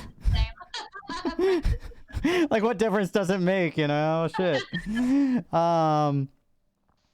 Anyways, getting back on track from White Claws. That's why we have Yeah. Shredder. Shredder is like the little off tangent, like, hey, White Claws, I'm like, oh, we're talking about games and stuff. Let me talk about White Claws. This musical interlude brought to you by no. So we talked about that. Next thing, so we talked about Game Pass. The other thing Microsoft-wise is they did announce and came out with more information on DirectX 12 Ultimate, which actually ties into what some of the things you were saying last week, D, when I was reading through a couple of the articles. DirectX 12 Ultimate going to be released later this year. It is going to support the Series X. It's not really a huge leap over DirectX 12 the way it is right now. It's more on the developer side of things. It's just kind of bringing in things like ray tracing, things like that, into the actual the platform, the software of DirectX itself, that allows developers on the back end to establish things going into the new era. So I think it kind of ties in how you were saying last week, D, when we're talking about the Series X, with them having to run like some form of Windows and things like that. Like, this kind of, this solidifies, like, they're coming out with this new DirectX 12 Ultimate, which wasn't announced like last week, but this is launching before, you know, it's later this year, but it's going to launch officially before the Series X because it's going to be on the Series X. So, and this is going to be across all windows, all things like that. So the new DirectX 12 Ultimate, like I said, it's going to, you know, have the ray tracing, things like that. It just more kind of ties in to the new era developer wise. And like we were saying last week, and like D said, is that, you know, these new platforms like the Series X they're going to have some form of Windows, some OS in that regard. And this just kind of solidifies that graphics wise and software wise. I hesitate. I don't know, D, if you would agree. I don't like calling DirectX software. Like, I mean, it is, but I don't know. Like, I don't know if it qualifies. It's a form of software. Yeah, it's like it is, but it isn't. But I don't. It's not hardware, but it's well, it's actually a software development kit in order to use to, you know, to blend, you know, the actual development of the software for accessing the graphics. Right. And so that's why I said that's why. More of a this tool. is this is a tool. This is, you know, us as consumers, we're not going to really notice the difference in DirectX 12 or DirectX 12 Ultimate, but moving forward into the next generation, applying more things like the ray tracing and things like that into games, this is more the developer toolkit wise. Oh, thanks. Yeah, so that was the other Microsoft thing. Like I said, those were the two like little tidbits of things that Microsoft announced this week and came out with. The biggest thing was the cloud kind of talking and all that. So, yeah. Any other thoughts about our employers, guys? Anything I didn't cover? Do good things. Yeah. I believe in you. Cheers. We appreciate you because you're my income right now. Whoa, well, I'm out of work. I appreciate you. Hi. Hi. Again, though, like I said, I'm Wink. I'm happy Yeah. because I get more people to I get a raise? play with now. Yeah. Mm-hmm. Yeah. I mean, I'm appreciating it. I'm not Maybe talking. a stimulus bonus. Yeah, from- exactly. from Hey, we Microsoft got is- Ultimate. God damn it. Yeah, we got serious. I mean, a real. Yeah, I would say like we got free games for a year, kinda ish. Yeah. Yeah. So that's better than nothing. Yeah, it is. It really is. Some people get less. Mm-hmm. It really is. So yeah, that's it on Microsoft news wise. Going on to things that literally have been all over pretty much every majority of the news that I saw this last 2 weeks was a little bit about Doom, a tiny little bit. Everything else was Animal Crossing because Animal Crossing is just life for Dude, 90% of everybody. I almost like took my Switch out of the drawer because like I didn't know what it was. I heard everyone talking about it, so the first thing, of course, I go to Steam. Like it's not there. I'm like, is this Nintendo only? And everyone's like, yeah. So Yep. I'm like, I'm gonna go get my Switch out of the drawer. Nintendo only. Good guy, I don't Nintendo. know. I don't know. So I was like, I almost got it because everyone was hyping it up so much. I Yeah. was like, I might just pull the Switch out. I mean, I have a couple things going on, but JoJo pretty much gifted it to me, so I will be playing it here in the near future. Way. Yep. I'm gonna come and That's make fun fine. of you. That's fine. I know you said you would, but I don't care. I mean, it's like a Hey, cutesy for version you of giving me shit for Satisfactory. CNDs, I'm on Disciple side here. I'm coming don't in and care. trolling the hell Yeah, out I of would you say all like day. that's like it's no care. different than like Satisfactory. Oh, you're so cute. Did you find a butterfly? I did, yeah. Kdog? That's so I fucked up that cute. tarantula. No, like don't know what you it's guys are funny. talking about, but Like, yeah, sweet. I'm like it's pretty much like a cutesy kid version of like I think like Satisfactory because I'm literally like, all right, so it's literally I've sat there for hours on Satisfactory just doing menial tasks like trying to run shit around. So I mean it's the same. I've never played the first one. I don't know, there's more than one. Sorry, I don't want to say the first one, but I never played any of the others. But it's been all over the news because the new one came out. There's a couple of things, and I actually wanted to pull this up that I found about it. So somebody came out with a mod for Doom 2, which ties in the two games that released this week.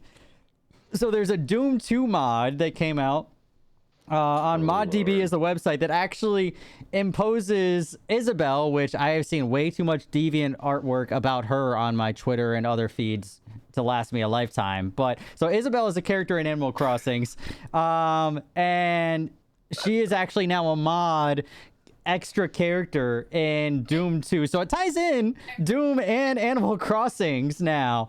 So she's like an accompanying character in Doom 2, if you install this mod, that she's almost kind of like Elizabeth from BioShock, where she will actually like both shoot enemies. She's invulnerable. She will throw you health packs and actually like comment and everything. And it's a mod. Like I think that's pretty cool. Like, I mean, obviously like Doom 2 is very different than whatever, but I was like, somebody modded this and released it perfectly timed with all this other Doom stuff going on. So now if you aren't sure if you want to play Doom or Animal Crossing, download Doom 2, download this mod, and you'll have Isabel there, and she'll be able to throw you health packs. And, you know, in all of the, this isn't 8-bit, but whatever, 32-bit or whatever Doom 2 was. And so the funny thing is also I was reading through like this article and whatever, and she actually will respond. Like, they have her coded in ways that if you use like certain cheats, she'll respond.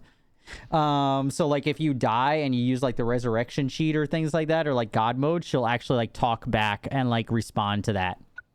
I think that like, yeah, I think that's amusing. Somebody has a decent sense of humor that came up with this mod. You know, but Yeah. Love it. So that's if you want to, you know, bring the two recent releases together. Other thing that I like about Animal Crossing that I'm excited for is all the people. There are actually like whole hashtags on Instagram of people making like horror movie style pictures and horror movie things out of Animal Crossing. And this has given me life. Like, this is amazing. I absolutely love all of these. There's literally whole sections of it. Like, and these are like some of the pictures and all that. Like, there's so many like different Twitters that have it, but there's on Instagram.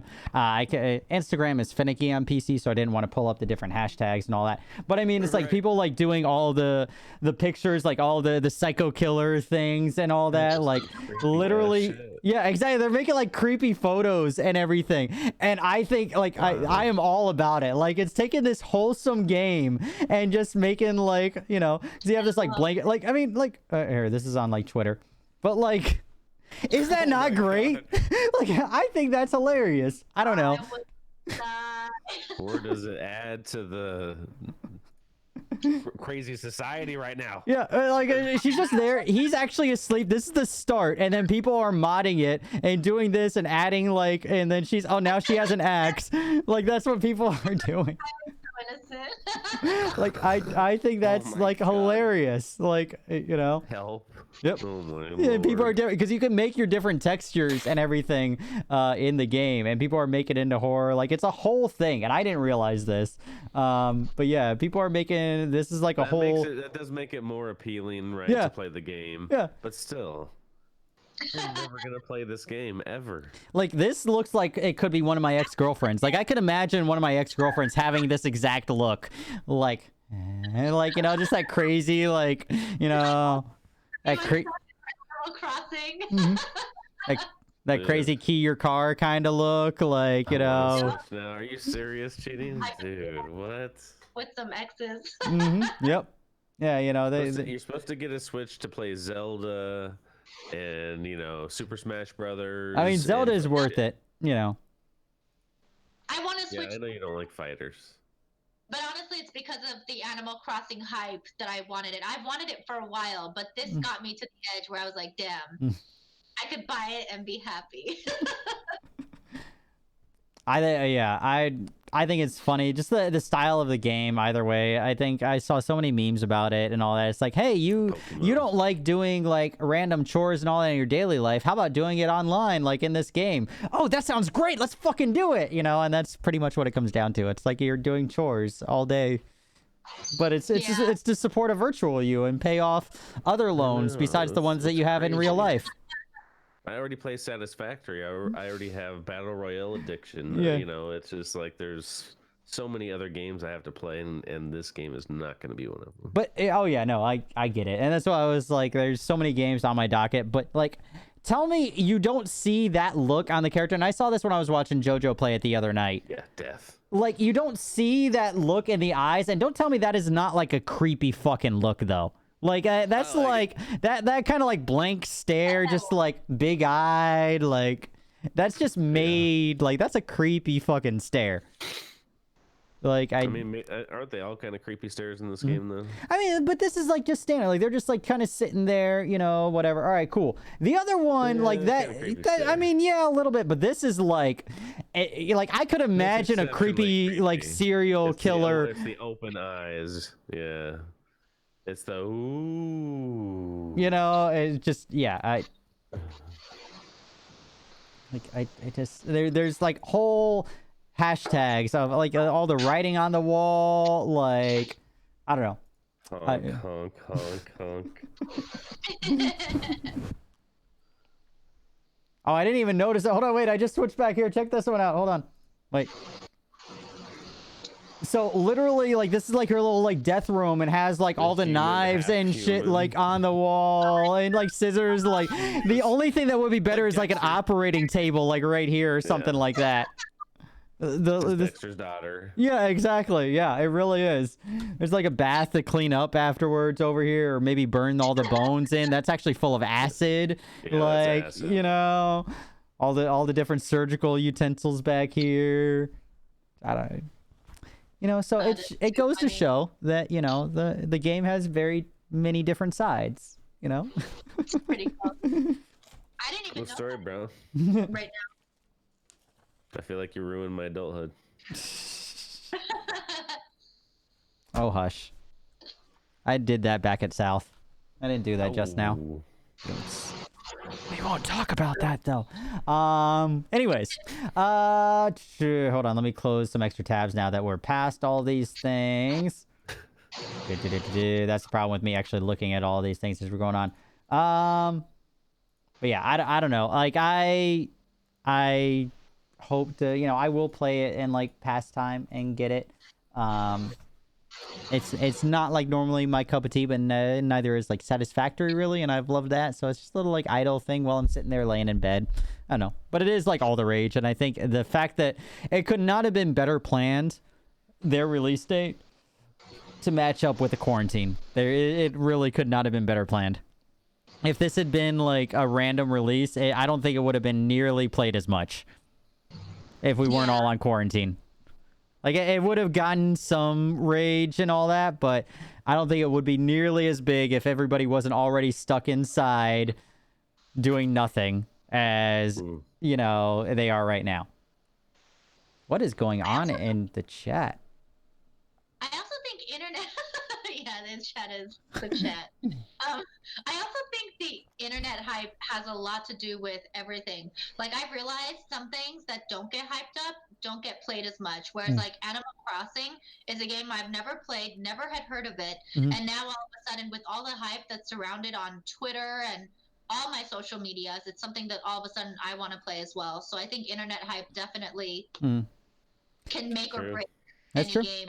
Well, that's why influencers and like streamers and all that, as we move into this newer area, are bigger. You know, the bigger ones, and they are making a lot more of a factor because they're viewed more. And you know, somebody coined it. I've said this multiple times. I don't lay claim to calling it this, but I did. You know, I read some articles and they called it like PewDiePie economics, and it's true.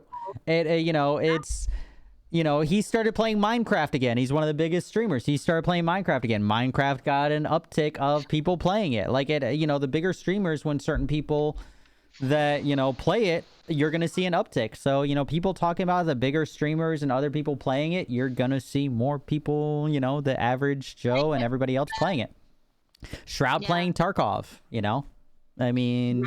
If Shroud hadn't started playing Tarkov, it would not have taken off. I mean, he was one of the first big streamers to play it, and then all the other streamers played it. It got more traction, and it wasn't even a new game, right? When he started. No, it's. I mean, it had one of the recent bigger like updates to it. But yeah, Shredder played it like fucking 3 years ago and was playing it all the time.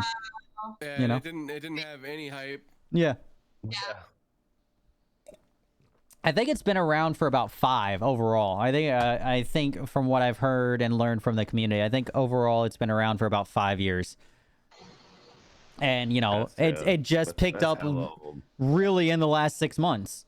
You know, but it's still in beta. You know, but it really just picked up in the last 6 months. A lot of money to play that game for that amount of time. Yeah. Well, I mean, like you have to think like they probably paid him something to like do it, but they had to have entered into a, you know. something. Like, he obviously enjoyed it, and I get why he enjoyed it, and then like reached out, and other streamers enjoyed it as well, and it locked people in because the BRs are so prominent. It was something different, and I get it. But yeah, there had to have been some, like, I feel like, you know, randomly, hey, somebody didn't just send out an email and go, hey, check this game out, and he was like, okay, you know, I haven't played this in 3 years since last time, why not? You know, I feel like there was something there. But I will say, I do think him and like every other streamer, like, they loved it, and I will say the same thing. Like, I loved it too. All the things that are great about it, there are bad things, but it doesn't feel like any other game that's out. And that's why I think, you know, every big streamer, and I think every one of them said the same thing. It doesn't, you know, we're so BR.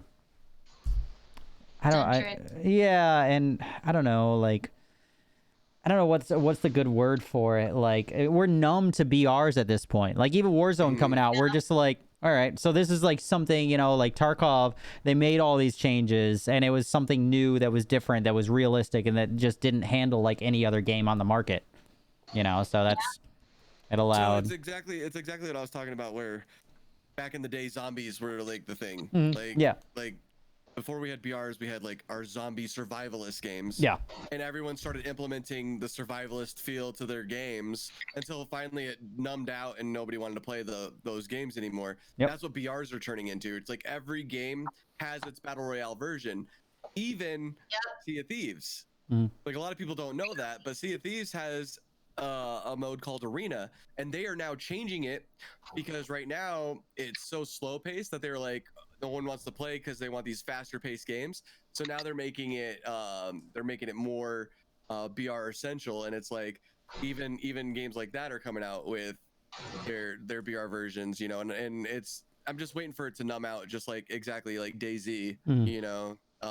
Which is funny because the person who made the Operations Arrowhead DayZ mod also made the Operation Arma Battle Royale, who also made Player Unknown's. Player Unknown was the guy who started all that. No way. Yeah.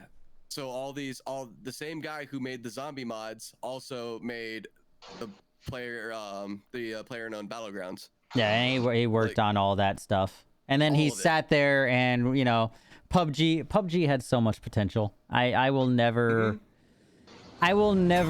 let them live down the fact that they literally sat on their laurels, for lack of a better term.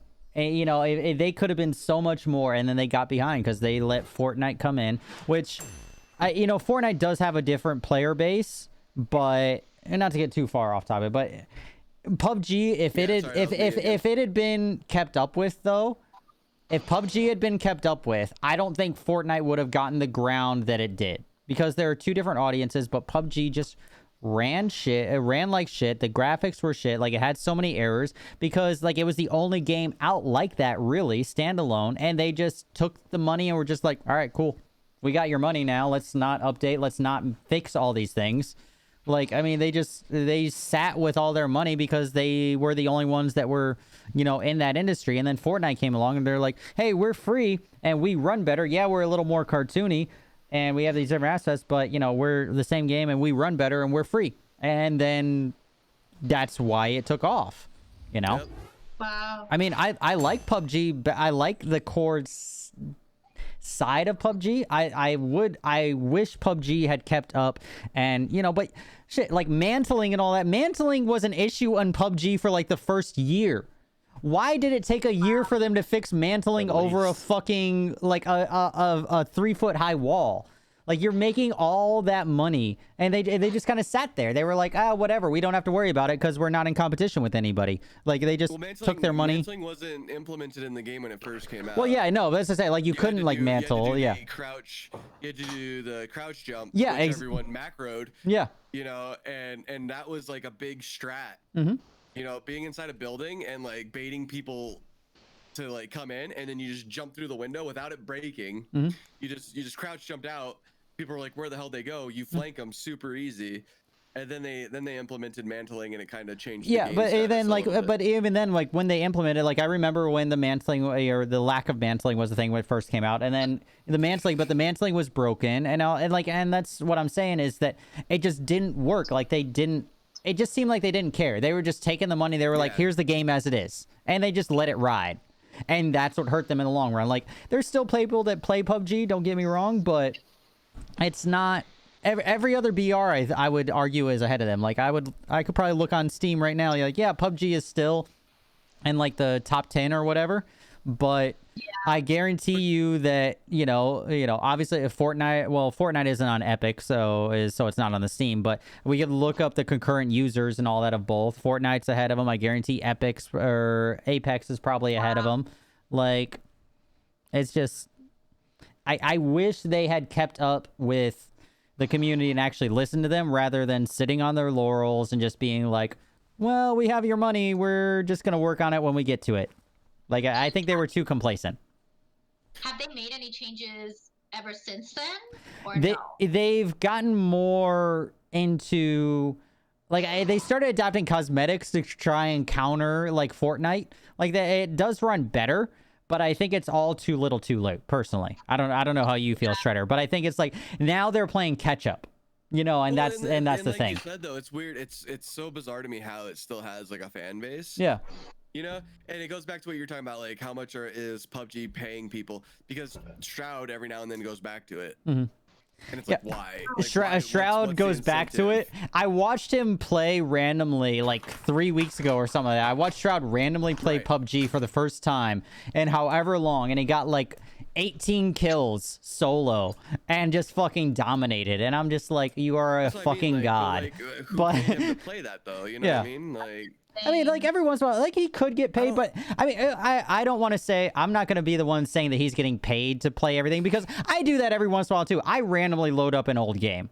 Like, I mean, so I'm not going to say like... I was thinking about reinstalling PUBG because of the team deathmatch mode. Yeah. That kind of seems cool. Yeah. I mean, you like randomly get burnt out on certain games, like, you know, and he was playing Tarkov nonstop for like almost a month. So he probably was like, I'm going to play something different. And he, you know, it's like today after, like, when I was waiting for this to start up, I started up CSGO in forever, you know, and I was like, oh, this is kind of neat. Like playing this game again. Man, I can't wait for Valorant got my 5-year anniversary token for that game. I was like, I didn't even realize that I had that. I don't think I ever played CSGO, like when it switched to like Steam or whatever. Can I get an anniversary token for having the original like CS? As long as long as you have your same account. It should be like the same. I don't know, but I don't know. Like, it'll ask you like if you have an account, and then you just gotta plug it in. I say because I was looking at it, and they got the new BR in it, and they're making more maps for that, and I thought that was pretty sick. I remember like my first. We've talked about this. My first real like online experiences, like hardcore, were what Unreal Tournament. And also Counter-Strike. When Counter-Strike was still a mod for Half-Life, because I'm a Half-Life person, you know, and those were like my hardcore first online experience. And I remember, you know, back, you know, Dust before all the changes to it, which hasn't been that much because it's been around for however long and it doesn't change. But it's like, I've been playing that shit. Like, I haven't played it in a while, but I have been playing it for years. And no one asked what your mother did for a living. You don't have to put that in chat, thanks.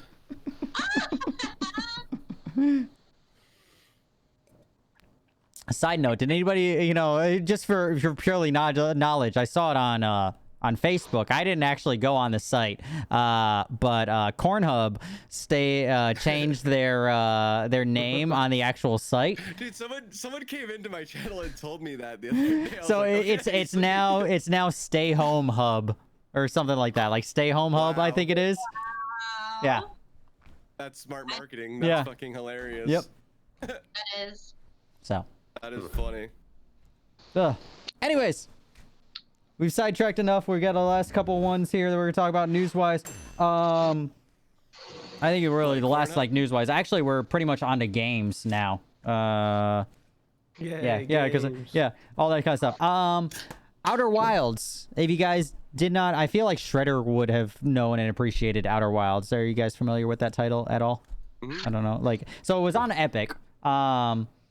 Unfortunately, it was not on Steam. But actually does now have a release date on Steam for all you people who don't like Epic or for whatever reason. Also, like me, like I prefer to have all my games on Steam just because I like having them all in one place. It has nothing, and also like I Steam runs well. Like and I think you know, I get developers' argument of, you know, less fees running through Epic, yada yada, but I think Steam has a better consumer side of things. We're allowed to trade things back in if we don't like them, etc., etc. But that's a whole another topic for another time. Anyways, Outer Wilds is coming now to Steam. Comes on June 18th. Is the prospective release date. That's when it's supposed to. I guess it doesn't say like release date. It says like prospective or something like that. So it's like suggested release date or something like that. So it might be a little before, it might be a little after, but June 18th is the date that it has listed on Steam.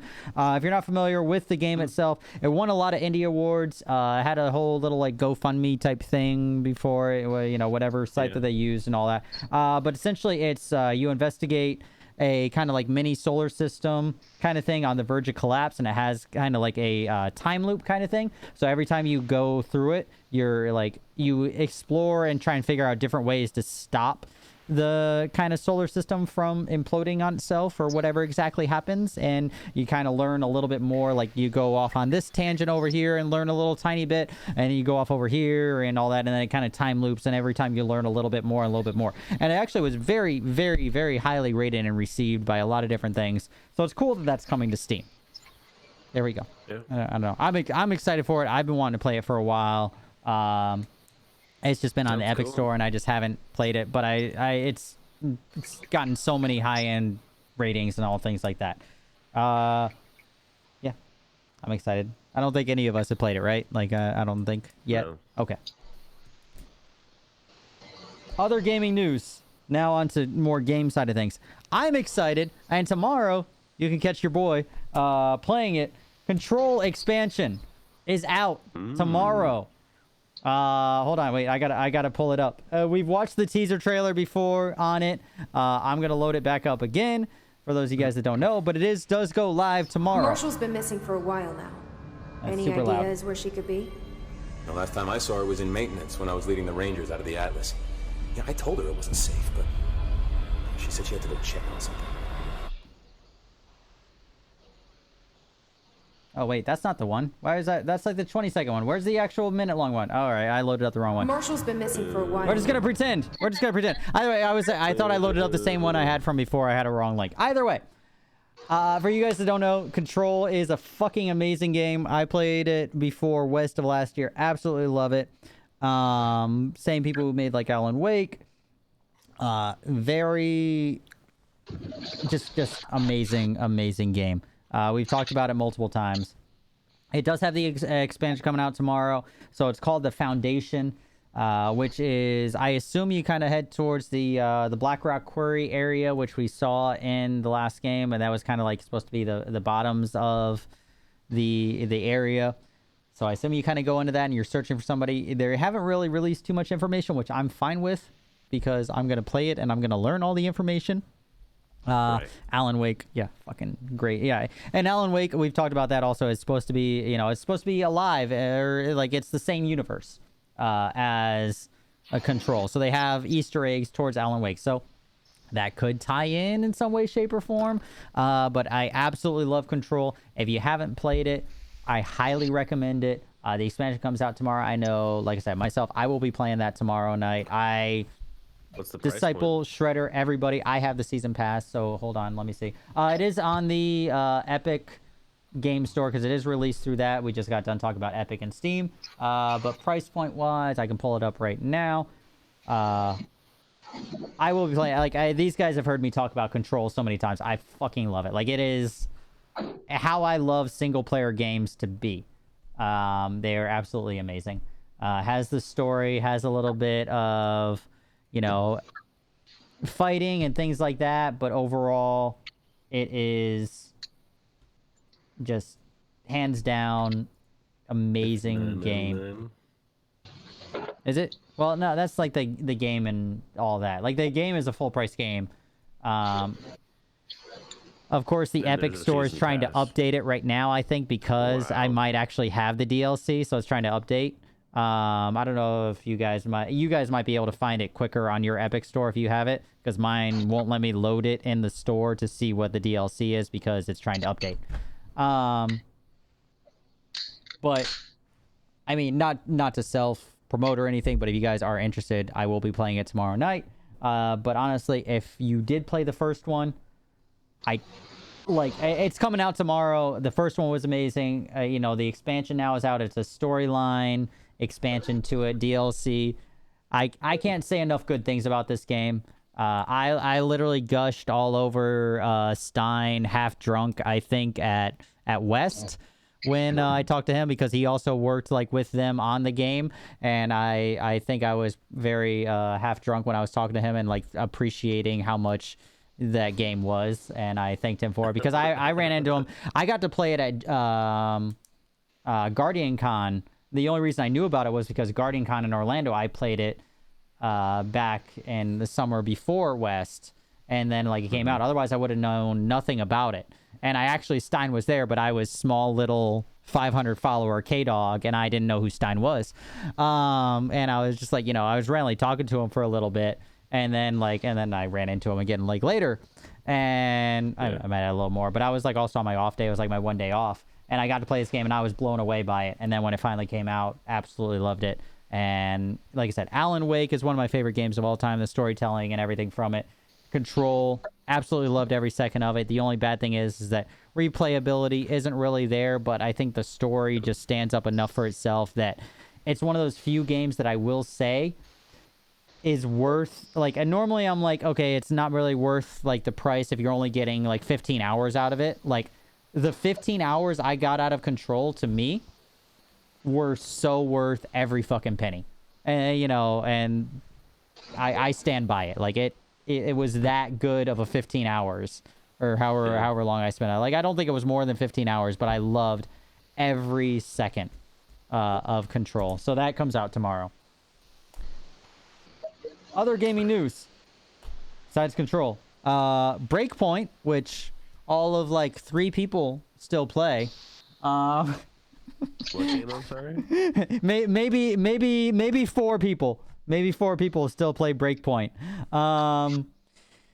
It's on feature right now on Xbox. It's on one of the tabs or one of the columns or one of the rows, not even one of the columns. But Breakpoint update goes live. One of the reasons I talk about it is because it is one of the rows on Xbox.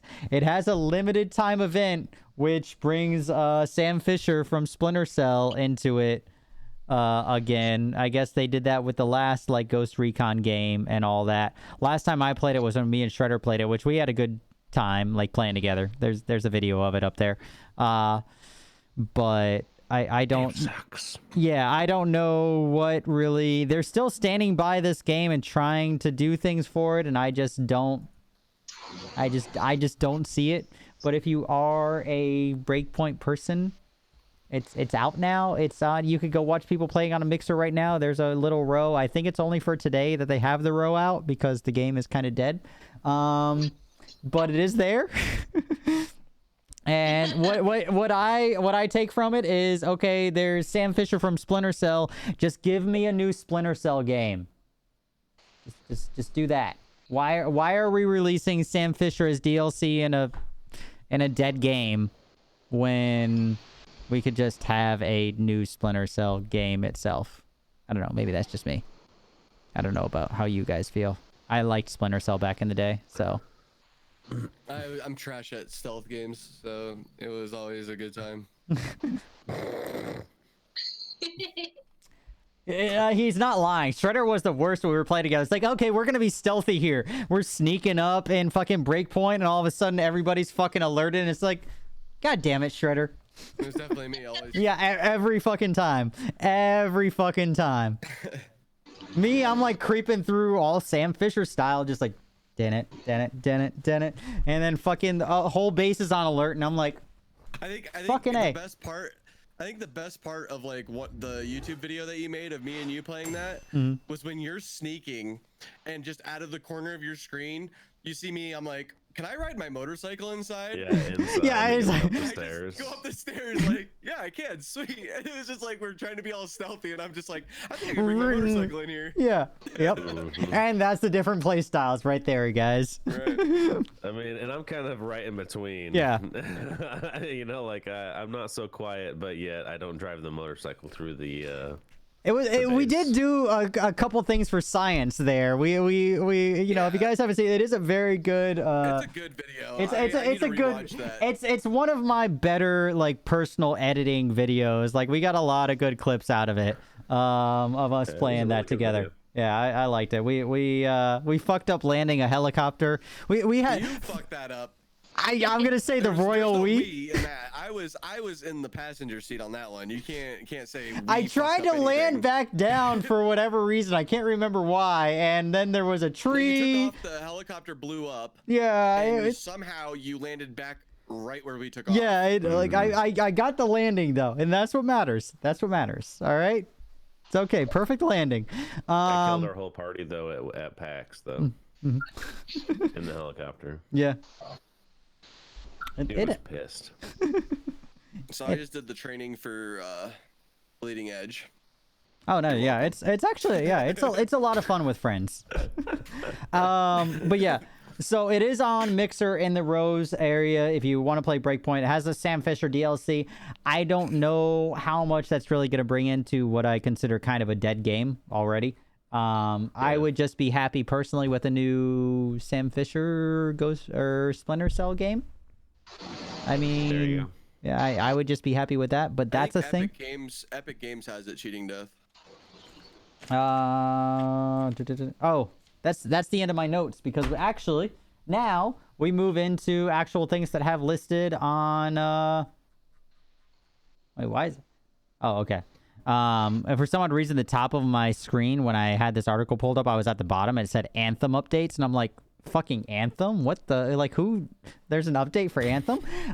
Anyways, so a couple other updates to games. We have Division, which once upon a time was Shredder's favorite game in the world.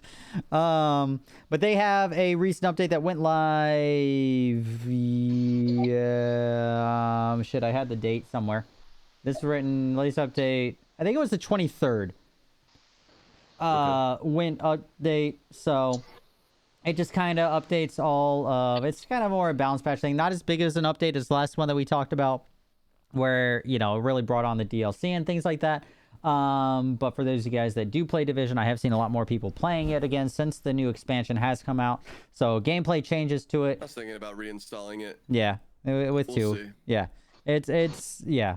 I know it is, for those of you guys who don't know, Shredder used to be a Division main back in the day, and you know, he has since kind of moved on a little bit, but I was so excited for Division 2 and it stepped right on my balls. All he talked about for 6 months. It was Yeah. ridiculous. yeah, he was, Couldn't stand it, and then he hated it. yeah, it was very heartbreaking. It was, you know, like when you're looking forward to a date for so long, and then like you go on the date, and then the girl that you're sitting across from is just fucking terrible. That's pretty much Right. was Shredder and Division 2.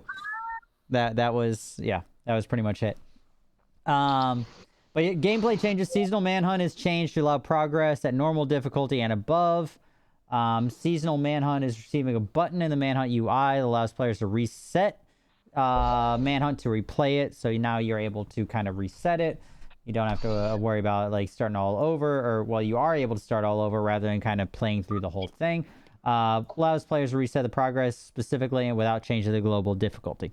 Pretty much what I just said. This also means changing the global difficulty will not reset the seasonal manhunt. So the two are now mutually exclusive with this update.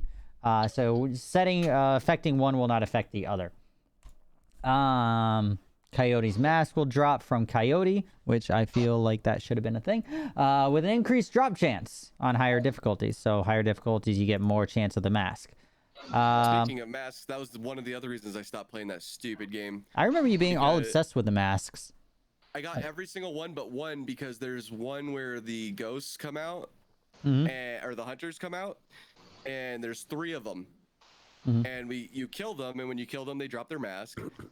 And I went back and I couldn't find the 3rd mask because I had been running around. I was soloing it, you know. So I finally killed them, but I couldn't. And then I got killed by a bunch of other guys. Went to go find the mask, could never find the mask. And instead of allowing it to be like, oh, you didn't pick it up, just go do the hunt again. it was like, nope, you're shit out of luck. You're not gonna ever have this mask. So on my PC character, I still don't have this mask. On my Xbox character, I have it.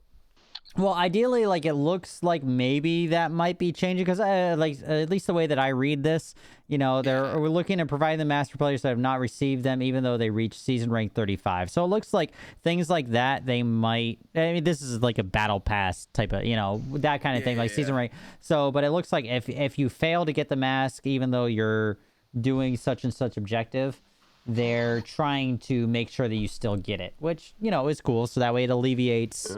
You know, nice. what Shredder just said happening. Whether that's all the way across the board yet, I don't know. The new hunters. Yeah, it might just be for the new ones, you know, but, you know, it's something that is good for keeping the player base happy. So that way you don't have exactly like Shredder said happen and people being pissed off, which I would be the same fucking way. Well, it's not only because of like I want the you know me, I like to collect everything in a game.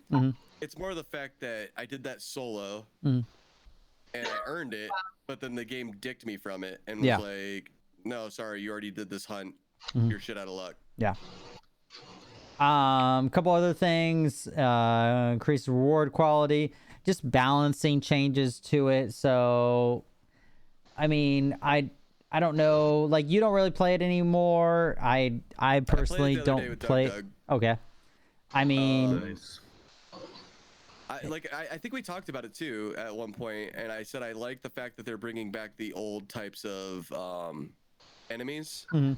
yeah. Because that kind of had that nostalgia feel to it, where it was like, oh shit, this is like playing Division 1 again. Yeah. Which is the game I still love. Like I still love the Division. And it looks 2, I'm just it looks like from the updates that I'm reading, I'm not going to read through like every single one since not all of us are like hardcore ones, and like you said that you're, you know, trying to, you know, replay maybe it a little bit, but it looks like they're trying to adjust to maybe make it more like Division 1 at the end. You know, adjusting the NPC damage. They really are making the adjustments there, and you know, obviously bug fixes are going to be bug fixes, but they are making the NPC side of it, you know, adjustments there. They are making the, you know, the drops a little bit better. So the problem about this game, and this goes all around, is they're constantly. It's like you get the people that love this game, that do that, like I said, crunch the numbers, and so they find a build that absolutely wrecks any NPC. Then the developers are like, well, we don't like that. We want you guys to struggle, so we're gonna nerf all this that you just found on your own and put it on YouTube. We're gonna nerf all that, and now you got to start over. So it's like constantly like nerfing and making other things, and then they're gonna find that, and it's gonna nerf again. So you're never gonna have the like proper gear set, and they're just gonna constantly fix it. And that happens with every game, because we talked about that with Destiny. What was it, like 2 or 3 weeks ago with Jade and all that? The same thing. It's like, you know, I'm not a huge fan of them overly nerfing certain things. Like you spend 100 hours grinding to get this gear set, and then all of a sudden it's nerfed to high hell. Like I get like bringing it back down, but I don't like the idea of like literally nerfing it into oblivion. I've never liked that reaction from developers. Personally, I think that, you know, and that happens way too often, that there's a strong gear set, there's a strong ability, whatever, and they just nerf it literally down to nothing. And, you know, if you've spent hours grinding on WoW, hours grinding on, you know, Division, you know, Destiny, whatever, and then all of a sudden you wake up and then that's 200 hours gone to waste because the developer said this is way too strong and it's not even viable at all anymore. Like, I get like maybe like tone it back a little bit, that's fine, but don't nerf it to high hell. Like, it drives me nuts when they do that. I don't know. One of the biggest things. And that's exactly what I'm getting at, is like what you're saying, you grind, you try to find this gear that makes the game not only easier, but you figured it out like by the numbers. You know, you're like, oh well, this makes sense, I want to run everything critical hit against elites, right? And it got to the point where like in the Division 1, I was killing yellows faster than I was killing purples because all my shit was stacked into killing elites. Right. That the purples became harder to kill than the yellows, and it was Right. ass backwards. So then the developers are like, well, we gotta fix that. It's like, well, you just ruined my whole gear set. Like, what do you mean? You know, so they're trying to fix it, and then it breaks the community's spirit because you're out there trying to roll that perfect gear set. Yeah, the rerolls and everything were always interesting on Division. Yeah. But I mean, it looks like they're trying. They do try.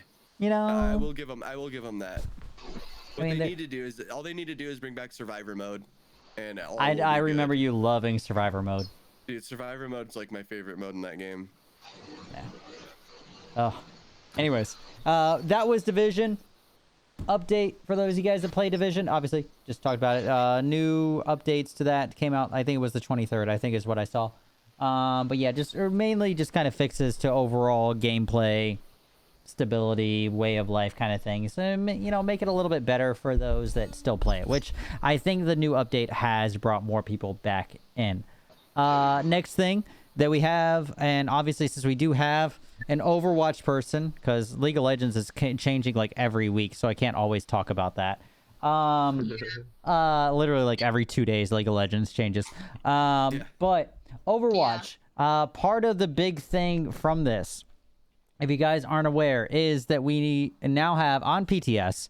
I don't play it. I have played Overwatch multiple times, but I don't have it. I've never bought it. I always play it like on free. But the last free, are they called heroes? What's the technical term for the Overwatch people? Smite its gods. Like, are they heroes? Are they heroes? Yeah. Okay, so the last Overwatch hero is Echo. She is on PTS right now. She is the last it is officially confirmed she is the last Overwatch hero for Overwatch 1. Overwatch 2 is coming out later. They don't have I don't think they have a confirmed date. No date I haven't seen. I looked. Though. Yeah. It's gonna be sick. It's gonna be great. It's you know, I mean, some people in my chat have said it's kind of glorified DLC. But you know, yeah, you know, I kind of agree and disagree, but I get where they're coming from. But most twos of any game. Yeah, exactly. But new. Is it the same game engine? If it's the same game engine, it's a complete rewrite. So Right, well, that's the literal term, yeah. Yeah, like I don't know. That'd be like if they made like a DBD 2.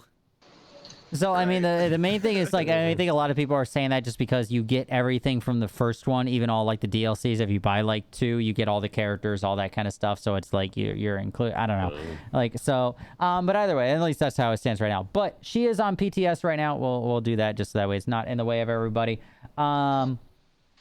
Honestly, like I was reading through like her story. I watched her little news thing, which I actually should have pulled up if you guys hadn't seen it. Do you guys want to watch the origin story chat and all that? Have we all seen the origin story for her? It's actually kind of cool. All right. We'll watch it. I actually like watched how it had all the things. Hey, let me pull it up. Nope. Share. Oh, okay. They reached the labs. Everyone get back. I wanted to pull it up in a new window. No, it's. Hold on. No, that's the reason it's like super laggy through this link. I wanted to pull it up in the new window, but it's not going to let me. All right. They breached the labs! Everyone get back! Stay down! Stay down! I do have my opinions about this, so I can give it after I'm we watch. excited. So, But like it's. this is it. Yeah, super slow. I would say yeah, the video is like lagging on it. I wonder why. That's why I was trying to open up a new thing.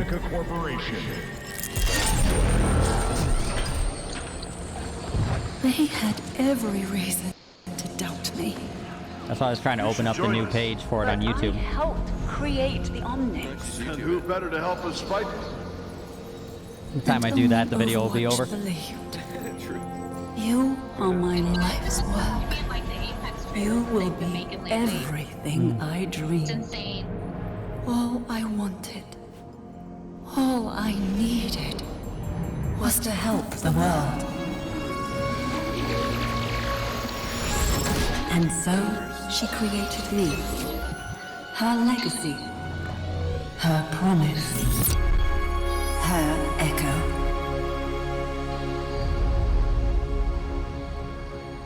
Yeah, by the time I got my sound working, it was over. Yeah, yeah. No, it's like, so long story short, it's like the little teaser trailer. The story behind her is the character that. Yeah, the doctor who or whatever that made her doctor character. I think they called her the doctor. Yeah, Lao. I'm not as proficient in Origin lore or in Overwatch lore, so if I mispronounce or fuck up in any way, by all means, guys, don't hate me.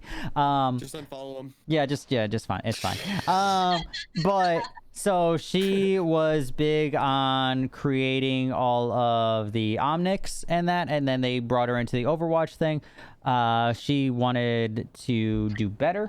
Long story short, she died in an explosion type of thing, but she was making Echo, which actually has her voice. The doctor's voice is like the story behind her.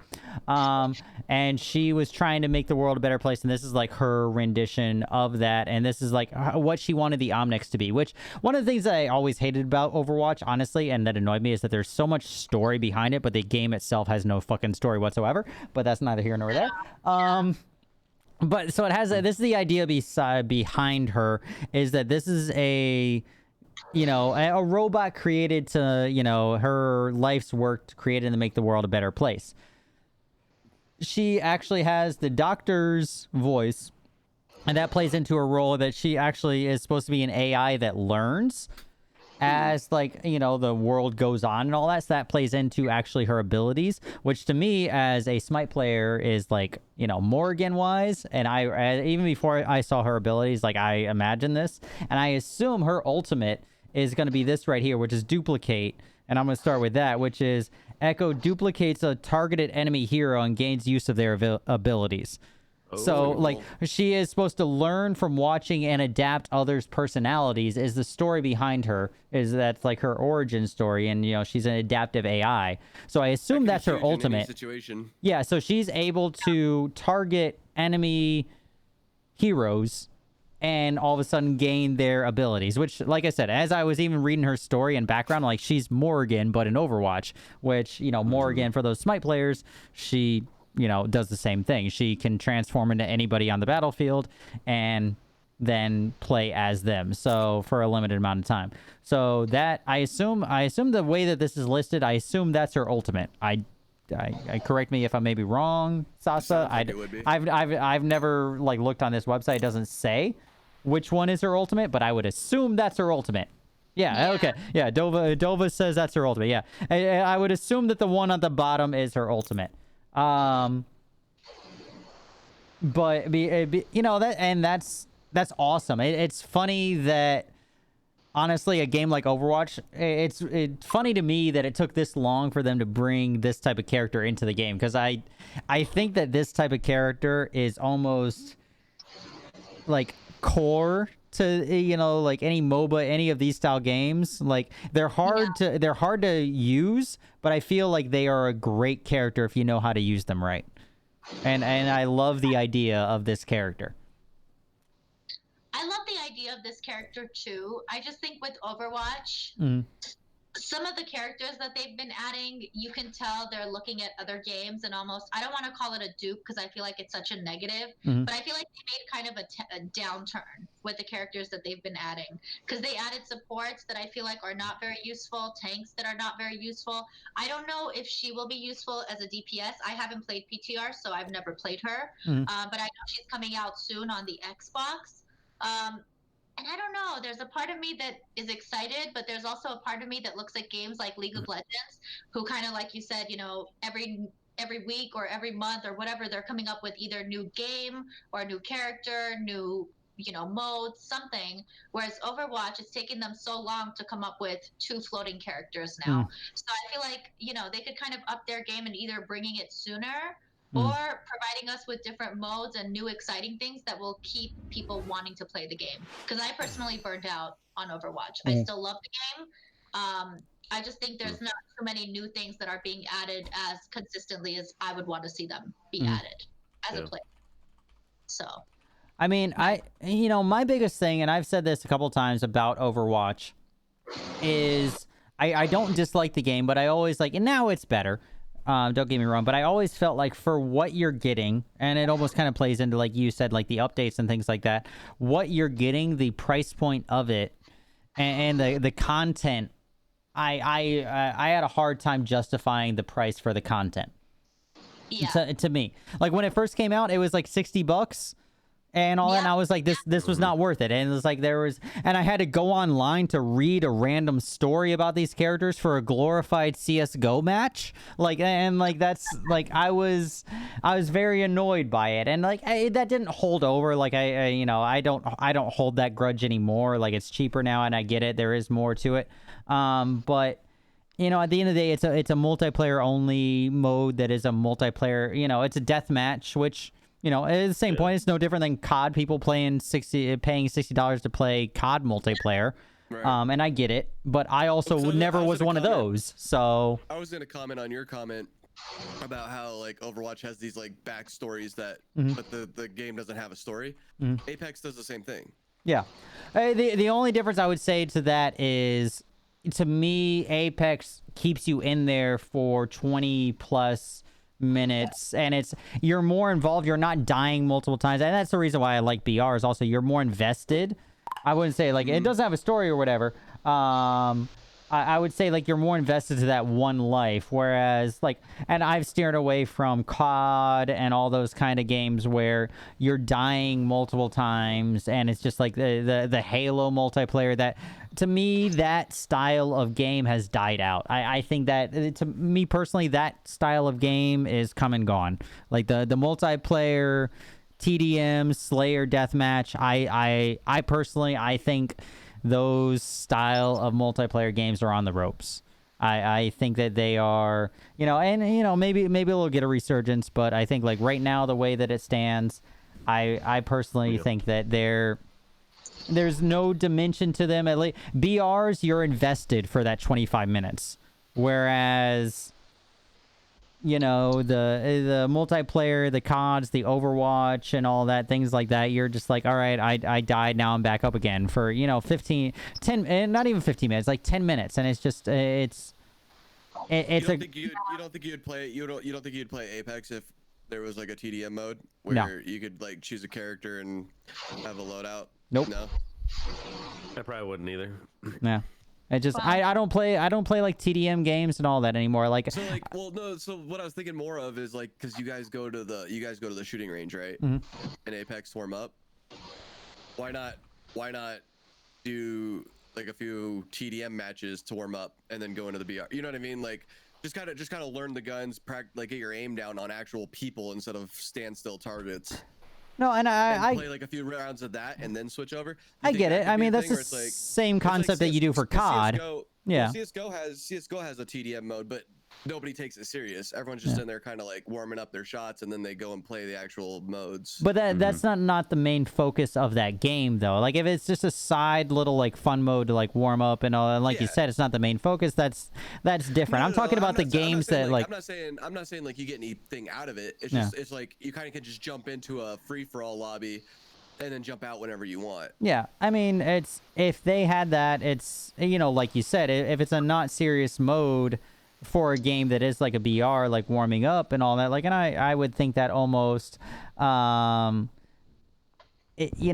for like COD, I've done that too, where it's just like, all right, I just need to warm up a little bit, let me jump into, since I have Modern Warfare, let me jump into a multiplayer game and just shoot a little bit and get my aim down. That's different than having a game orchestrated around that. This is their dynamic, like that is their main focus, and that's different. But yeah, if Apex, the only reason I would play that mode in Apex or whatever, or COD, and COD's the perfect example. COD has a BR. I don't play the COD multiplayer.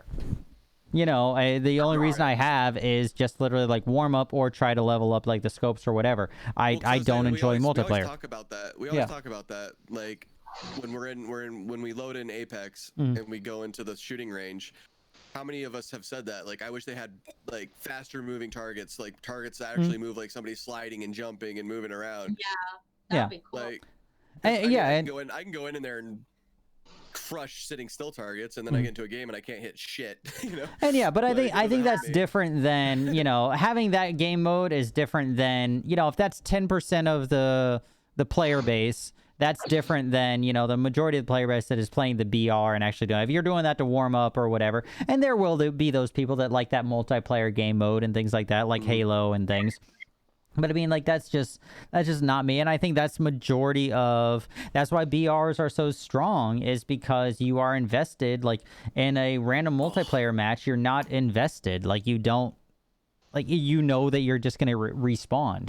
Like, I mean, you don't care, you know, whatever. But in a BR, you're like, fuck, you know, if I die, I'm fucked, you know? I would say, like, I mean, I don't feel that way in Modern Warfare. Getting bought back 4 times in the match. Yeah. Hey, well, I'm Modern not as Warfare is a invested. new... Modern Warfare's been out for 2 weeks. It's a new venture into BR. It's a little different. I was saying, like, the standard BR Yeah. You get bought dynamic. back, but you could also get rezzed in Apex. Yeah. Apex has a similar thing. Yeah. Right.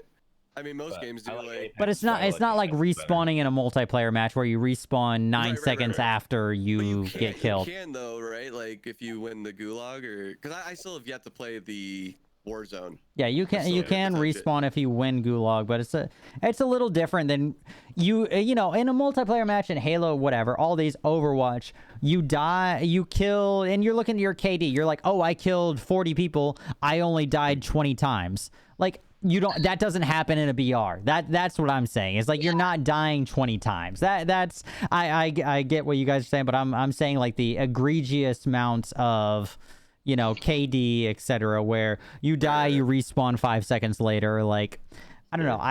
I'm not a fan of those. Like, I know that's me personally. I have moved on from those types of games.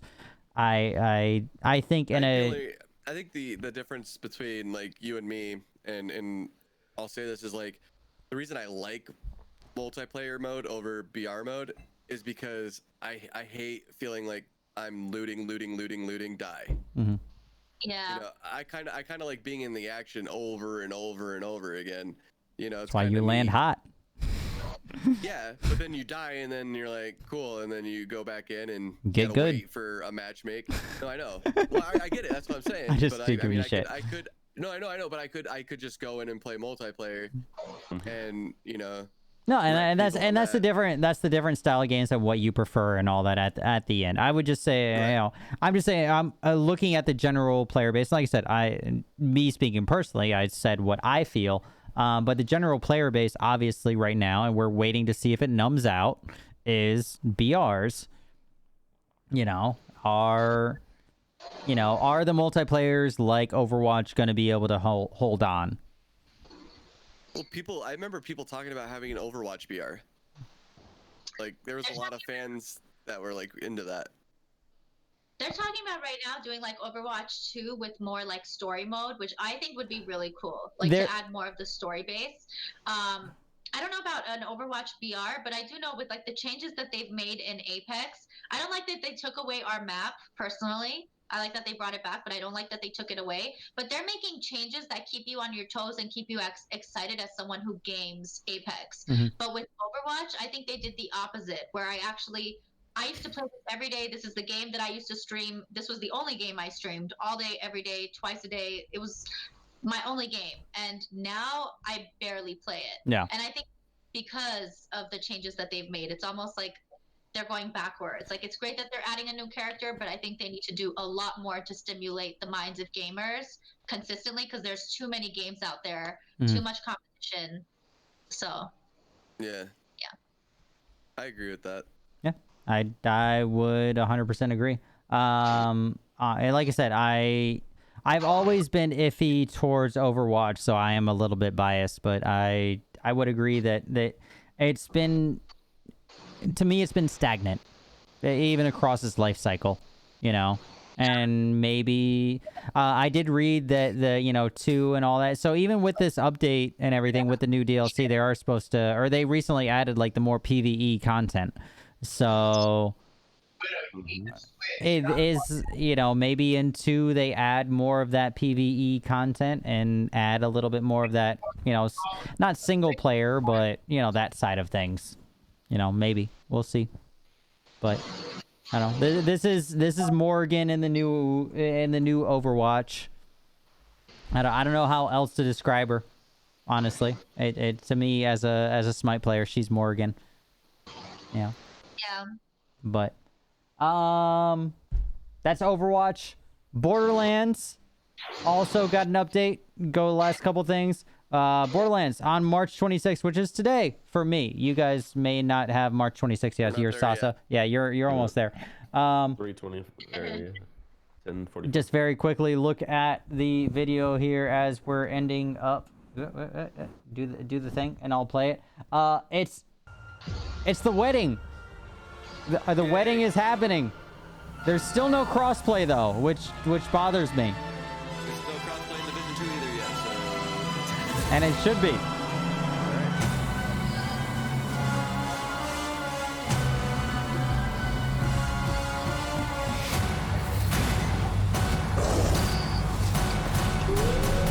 Oh yes, the festivities are quite well in full swing.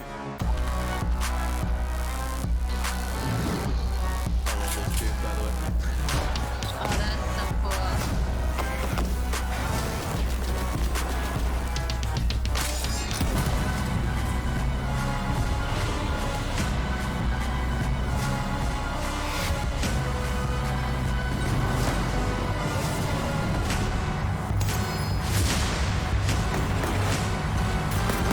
What more could the heart desire?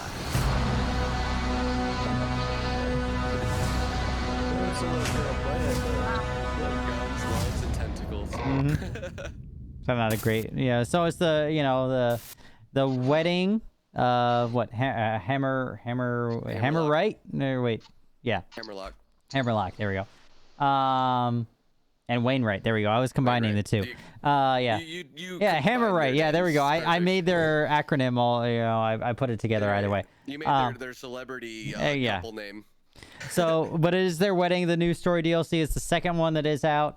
Still no cross DLC, unfortunately. That's my biggest thing. But there is a new level cap that is for it. So now you can actually max out 2 skill trees in Borderlands 3, which is, kind of cool now with the new thing. Nice.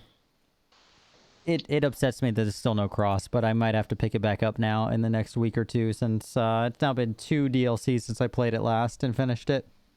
Right. I was upset. I said I would wait until the crossplay activated, but now that there's been 2 DLCs, I have the DLC, I have the season pass. Personally, I might have to, now that there's been 2, and pick it back up. I know D and Shredder, you guys played it. Sasa, are you a Borderlands person? I'm scared. I'm scared to get back into it. I haven't played it since the game ended. Like, I was waiting for like cross, so. Same. I had so many people that were like, "Oh, let's play it," and I'm like, "Wait, when it comes to cross-plat." Yeah. No, I'm iffy on it because of my. You guys seen my one-shot bosses? Mm-hmm. I know that's probably gotten. Oh yeah, it's nerfed to high hell. Yeah. I've seen so many updates and all that since then that that's not a thing anymore. Like, if I go into my character, he's probably gonna be so weak. Mm-hmm. I have all 4 maxed level, so they're probably all just nerfed to all end. Mm-hmm. I mean, that's to, replay the game to figure it out again. Yeah, exactly. I'll figure it out again. But I mean, I'm looking forward to it. I might have to pick it back up. It's a cool little teaser trailer. It's nice that you can max out 2 things. When I get into a game, I get into a game. Mm-hmm. It's bad. Yeah. Same. Yeah. Same way. I've played this before. I don't know that I would get into this just for that. I might try it just to see how I like it. But I remember. Have you never played it? I've played it before. Okay. Game, I played it. It's just not something that I really got into. I think it's interesting. I'm just not the type of person who can follow a story mode. I feel like I need a lot of stimulation in a game. Not that story modes don't do it for me. It's just I would rather play something that's exciting right now, not something that I have to go through to see what happens. I don't know. I can respect that too, because there's points in that game where if you haven't played the 1, 2, and the preload, the prelude, you see people play it and they just don't respect what just happened. Mhm. Like the people who have played it, you're like, you do not understand what just happened. Yeah. Like, why are you not excited or sad about this? You know? Yeah, I was playing with somebody who's like a diehard Borderlands fan, and he was going through everything that happens in the game, and the way he was describing it, I'm like, man, I can see why you're into this. I just can't be because I haven't been there. So I absolutely agree with you. Yep. No, I get it. Like, there were certain things, like, when I was playing through 2, I was like, oh my god, this just happened! And other people I were playing with were just like, huh? And I was just like, oh, you don't even know!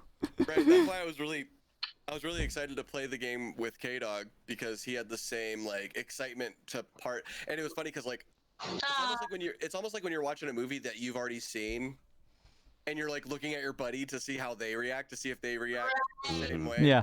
It was like that. It was like I was kind of watching Kdog. Like I would look over at his stream to see like, okay, is he gonna react the way I think he's going to? You know, I don't want to like ruin anything, but I'm like super close to doing that. Yep. So that's so cool. There was a lot of those moments. Oh yeah. Yeah, same with Fallout also. Yeah. Yeah. I might be replaying old school Fallout here shortly because I just have the urge to. So like New Vegas or no, I'm talking like old school, like 1 and 2. 1 and like 2, wow. That's where I started with 1 like way back in the day, and so many people like sleep on those games. Oh, they're like, so good. Wasteland Fallout, 3. like, oh, Fallout 3 Yeah, so no, good. Fallout 3 is when it become mainstream. Nah, fuck that shit. That was Bethesda. All I know. Fallout 1 and 2, no.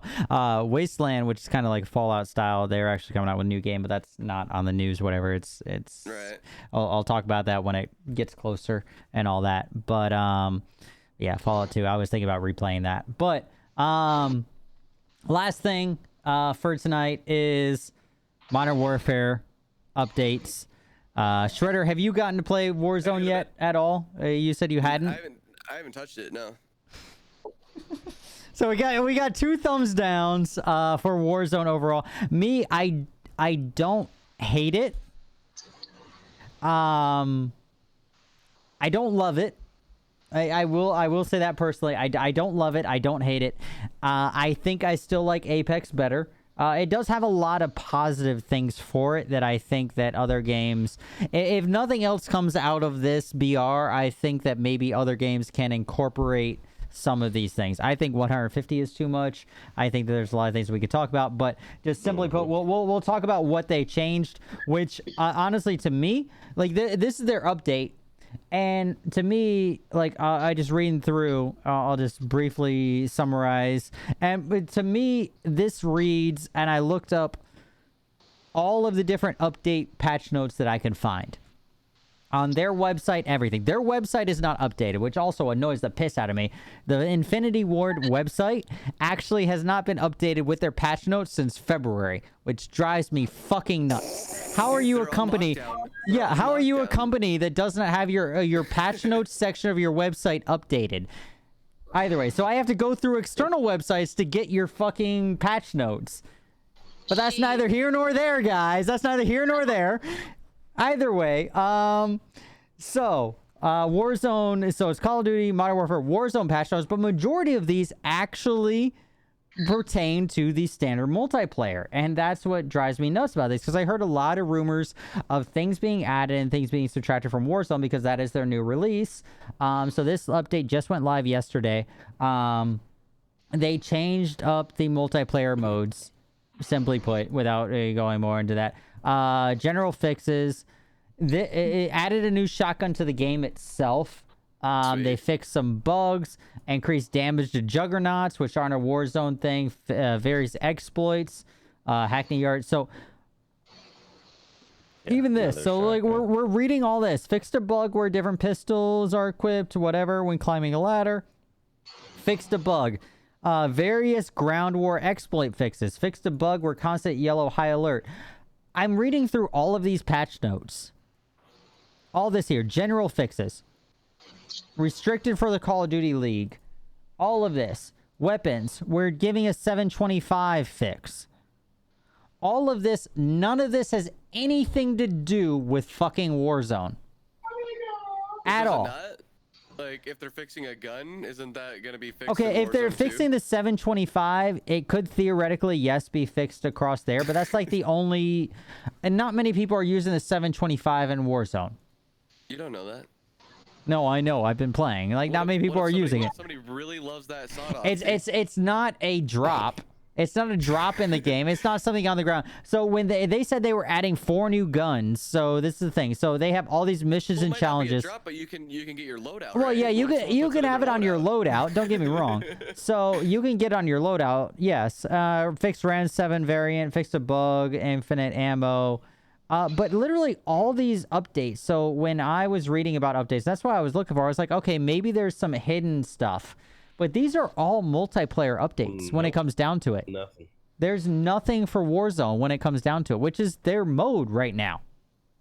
That is what is making or breaking them right now. And there are no updates to Warzone. Like they were like before this update came out, they said they were adding 4 new guns to Warzone as random drops, which would be great because right now all you can pick up is a fucking Mark 13 or a Scar common or the upgrades thereof, an MP7 or an LMG or a shotgun. Like there's really not much variation to the fucking game if you're not making a loadout.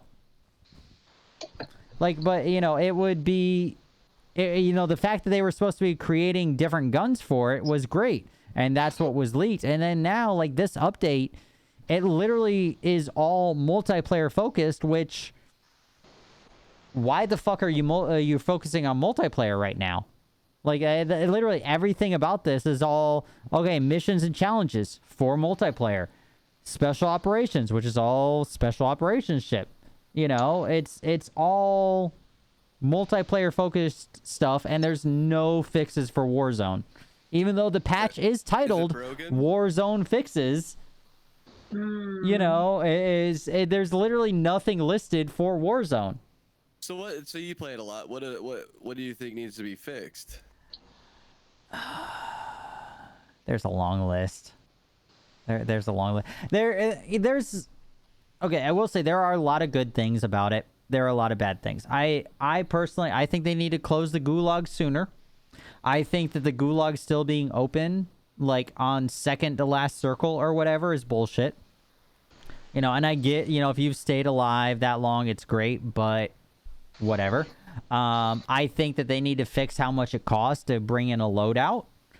It's only 6,000 to bring in a loadout for your whole team.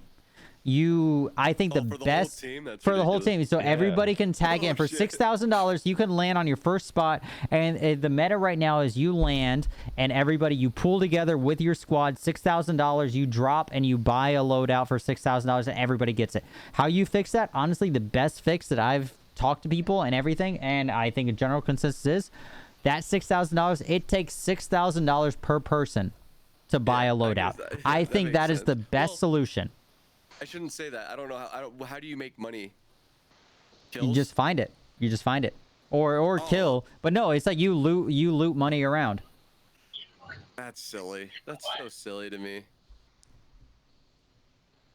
Like it just doesn't I don't know, man.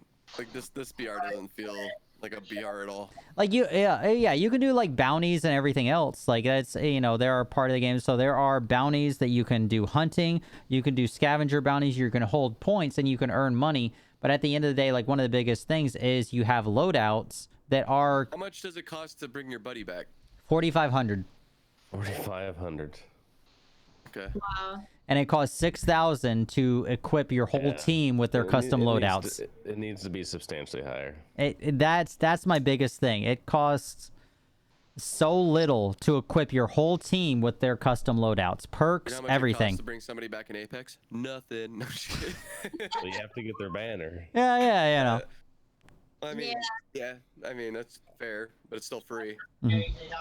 True. But you always have to go get that banner. So I mean, there is a price, and it's usually your death. Yeah. Yeah. You know, because because whether or not I'm gonna run over there and get it. Mm. Yeah. Honestly, the one thing that turned me onto the game was the gulags. I thought that was such a cool addition that I've not seen in any other game. I've not played a lot of BR, so this was my first time seeing that. That was very freaking cool. But at the same time, that's a negative for me because I'm very terrible on a 1v1. I usually play the support character who does the to the people who do the damage. And so I stay in the back, so dying and then going into a 1v1, I was like, damn, like, I love this, but this ain't the game for me. So when I play COD, honestly, I don't even play Warzone. I play multiplayer. So I didn't really like it that much. It wasn't, I love the idea, didn't really like it. I prefer Apex. I don't like the whole loadout thing. I think that's kind of silly. I think personally, I'm not saying I like it or dislike it. I think I am. They're not gonna get rid of the loadout idea because. So you know what they need to do? What they need to do is, depending on what you have in your loadout, that should determine the price of what it costs to buy I mean, that could be also if you want to load out. This is gonna cost so much, but they're not gonna get rid of the loadout idea because literally in the training for the game mode, you learn how to buy a loadout. Like that is the training mode for it. They're not gonna get rid of that. Like it is 110%. It is core to their idea. So I just accept that as what it is. But I think the I'll send it to you. Don't worry, all the feet pics you want. It is I think the main issue is the price for it. And I think either, you know, like you said, I think maybe depending on what you have in it, you know, changing the price might be too much of an issue. Yeah. Just for the game itself. I think making it so you spend $6,000 per person to buy a loadout would be better. Because then it's $18,000. That's a lot of money in the game. So then that changes the whole dynamic. Whereas right now, $6,000 is not a lot of money. You buy for all for people. That's not a lot. Yeah, for 3 people. Yeah, for thermal scope. Yeah, for three people. For 3 people, $6,000 looting one area is not a lot at all. But 18,000, that's a total different dynamic. You know, I don't know. That's my number one thing that I think that they should change. But I think they need to start changing these things sooner rather than later. And their update yesterday did not change anything at all.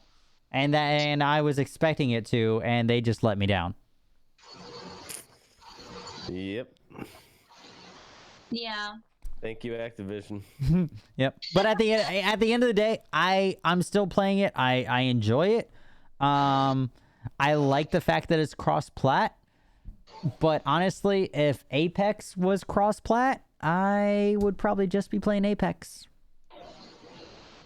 I would still. I don't know, dude. I think controller ruins it for PC players. Just say, I just want to throw that. I will say the gulag. I will argue the fact that the gulag is mainly pistols only is to give console players an advantage.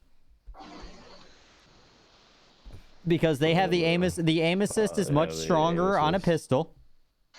For the console players, the aim assist is geared is geared stronger on the pistols, and it has been said even before the Warzone mode came out, aim assist is stronger for pistols, and console players have an advantage with pistols over PC players because they have to whip harder, and the aim assist is that much stronger on pistols for the sticks. So I think the reason that they made that.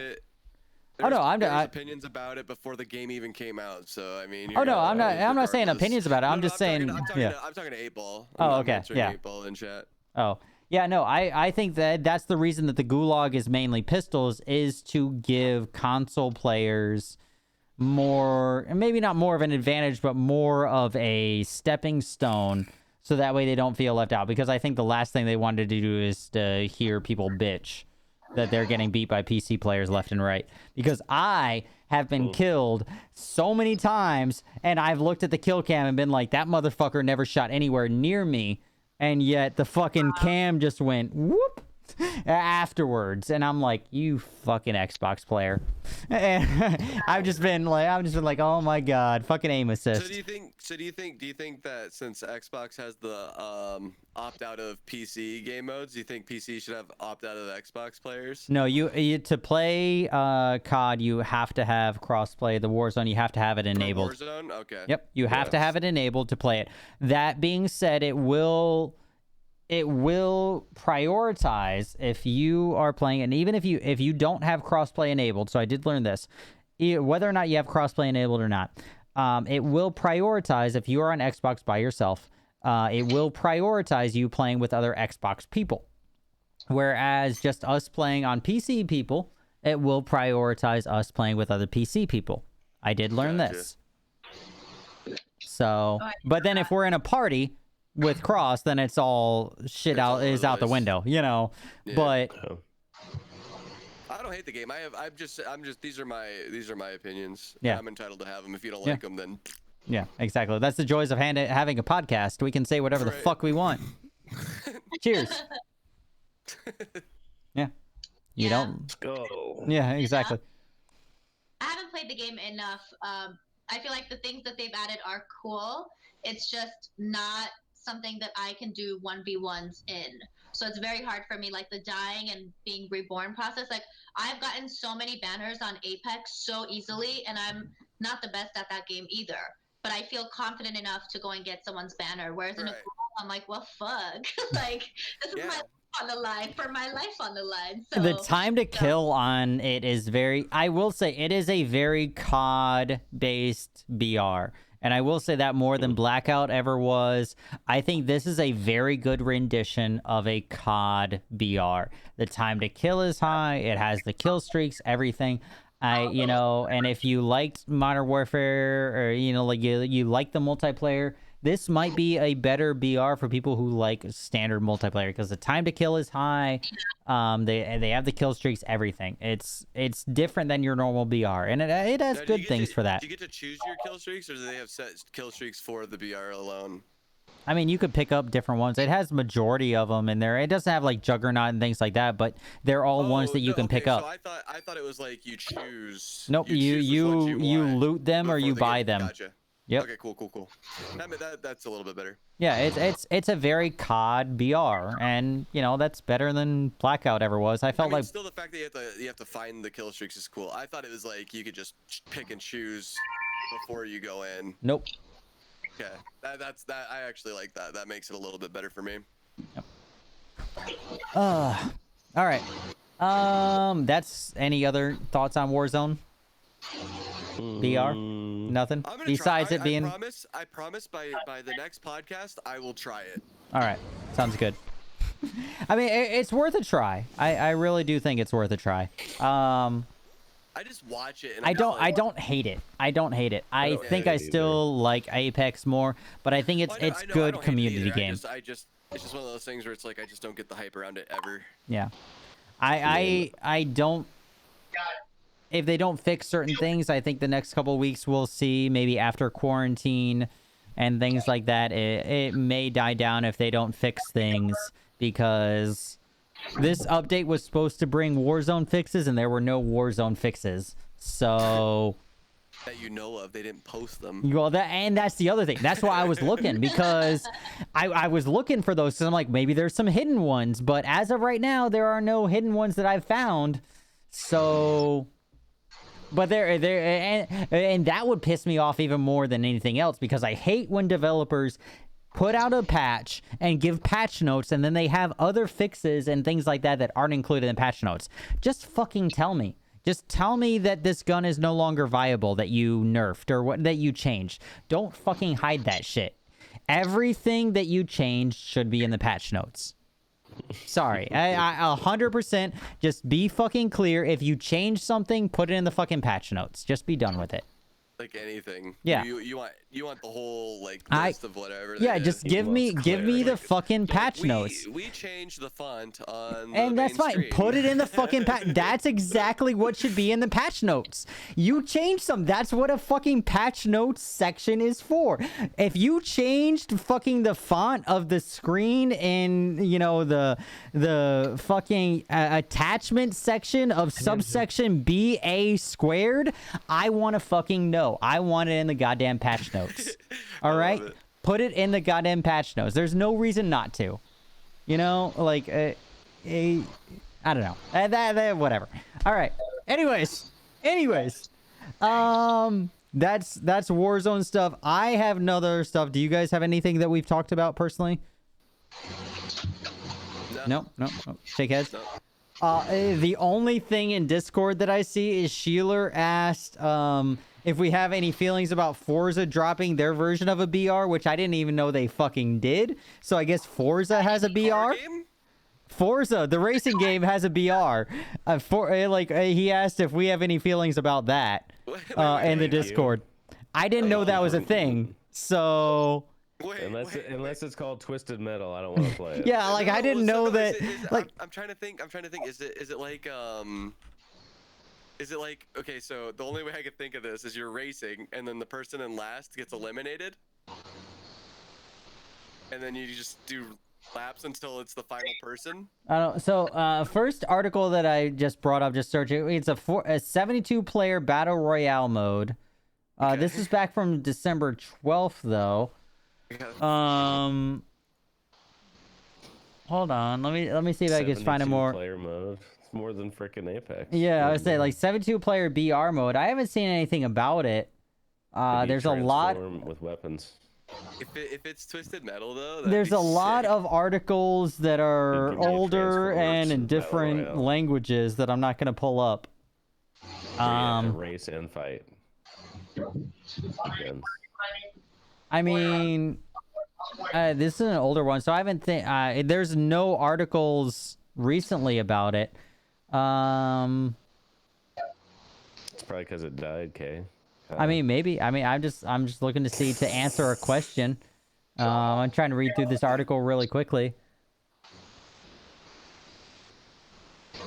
Yeah, I don't see. There's no projected date of it or anything like that on this one. There's 7 articles in Spanish that I can't read and 1 article in English. And this article in English does not have a date or anything. So I don't know how to comment on that, Sheeler. I didn't know that was a thing. The last English article I have is from December, and there's been no news since then.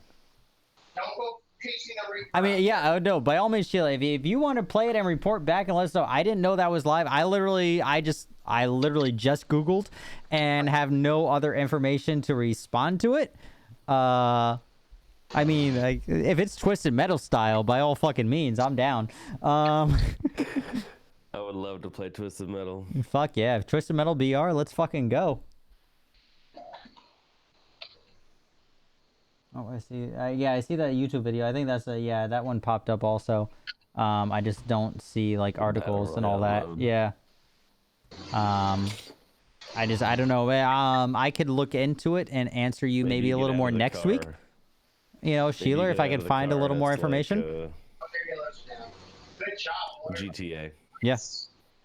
Just fuck it. Cool. Yeah, get out of it. Yeah. Fucking GTA mixed with Twisted Metal and a BR. Fuck yeah, I would play that because I cannot stand I don't like GTA, like the whole whatever, the sim on all. I'm not a GTA 5 person, but I would play that in a heartbeat, like GTA / Twisted Metal type of thing. Yeah.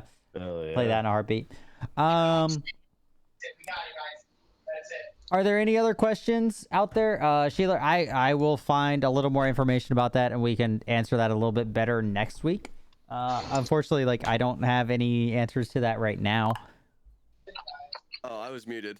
No, so from what it looks like to me is someone rolls up to you in the game, like the BR, and then they challenge you, and then it's like you versus the person that rolled up on you, and they give you a checkpoint on the map. And you gotta race to that checkpoint, and whoever gets there first doesn't blow up. So it's like normal normal Forza. But whoever loses dies. But there's no. It's not a racetrack though. It's like open world, so you can Didn't person can go Forza through do that? Forza, like I don't play Forza. Horizon's one, you race across the country. I mean, yeah, this is Forza, so yeah. I mean, it's. But he was talking. This is like 2 seconds of me watching this clip. Yeah, I know. Yeah. I don't know everything about it, but that's what it looks like to me. Yeah. Is the guy's just racing around. Yeah. And he's like, "Oh shit! Here's a mark. We got to go get it." And then he's talking about finding loot. Yeah, I don't know. Well, I will look into it for next week just to answer you, Sheila. I promise. Just because I am curious, but I don't. I just pulled up things right now really quick, and I didn't see anything that answered. So you so play GTA as well? I love it. Yeah, I play GTA every Friday almost. Do you do the role play or just regular? No, I wanted to roleplay so bad. Me and Joker, who's in chat right now, we've been talking about doing roleplay for so long, but I don't have my PC set up. But I do regular GTA, and it's still so much fun. Like the heists to the game modes, everything you're able to do. The game is so versatile. I feel like it's underloved and underappreciated for all that it is. Sea of Thieves as well. I appreciate that. Ooh, Sea of Thieves. Especially with so friends. about GTA. Yep. Yeah. So what do you need a computer for the role playing? I don't understand. So it's only on PCs, and in order the roleplay servers. Yeah. Oh, custom servers. Yeah. Yeah. And the Got only it. is either you join somebody else's server or you create your server. So I know a lot of people on Mixer right now that are on specific servers, but now that it's gotten the clout of like being a thing, I feel like a lot more people it's harder to actually get into a server. So if I were to get into it, I would just make my own fucking server. Like if you can't join them, beat them, you know? So that'd be kind of a neat So you're gonna idea, make your especially own for, like, you server and your just to keep viewers. us out of your server. I see how it is. got it. Yeah, 110%. in inclusivity, man, inclusivity. I like That's cool. That's very cool. Yeah, because I know I looked into it when like role playing first came out. I looked into it, and it's actually really hard to get into some of the bigger servers. Like you have to, it's like a job application. Yeah. They want to know how many characters you can do, all the things that you have as talents, all the side people and I'm like, geez, like I could maybe do one to start off. I don't know. Well, there was one where they asked like how many, like, can you do voices? And then they wanted samples of your voices for different characters, and then they wanted to like the backstories of each of them. It's actually insane trying to get into one of those servers. And I mean, Really? people who do it, give them so much props, because if they're sitting there doing it for 8 hours, it is so hard. Like I have an alter ego that I go into sometimes called Natasha. She's like my Russian side, and when I do her for 4 hours, like I'm done. Like I start slurring words. I've watched you. Yeah. Yeah, so it's like the other thing too is you get kicked out of those servers if you don't keep your backstory. Like if you break your backstory, they'll kick you out. Damn. Really? Yeah, dude, it's crazy. It is insane. Dang. Like that's I'm why not sure. I couldn't I'm do it, not 'cause you sure guys- I could do that. No, you know my brain. I would fuck up somewhere and be like, I would just start talking in my normal voice and be like, oh shit, you know. Yeah. I mean, we could just turn on our robot kit. It's like, yo, it's strawberry cycle, let's do it. Let's go ride some people, boy. Let's do it. I love it. But that's so good. You got any drugs, son? I'm trying to get litty. I leave for 5 seconds, and this is what happens. This is why I don't leave, guys. Welcome back, Kdog. Miss you, buddy. That was so good. I'm allowed to take my 30 seconds too, goddammit.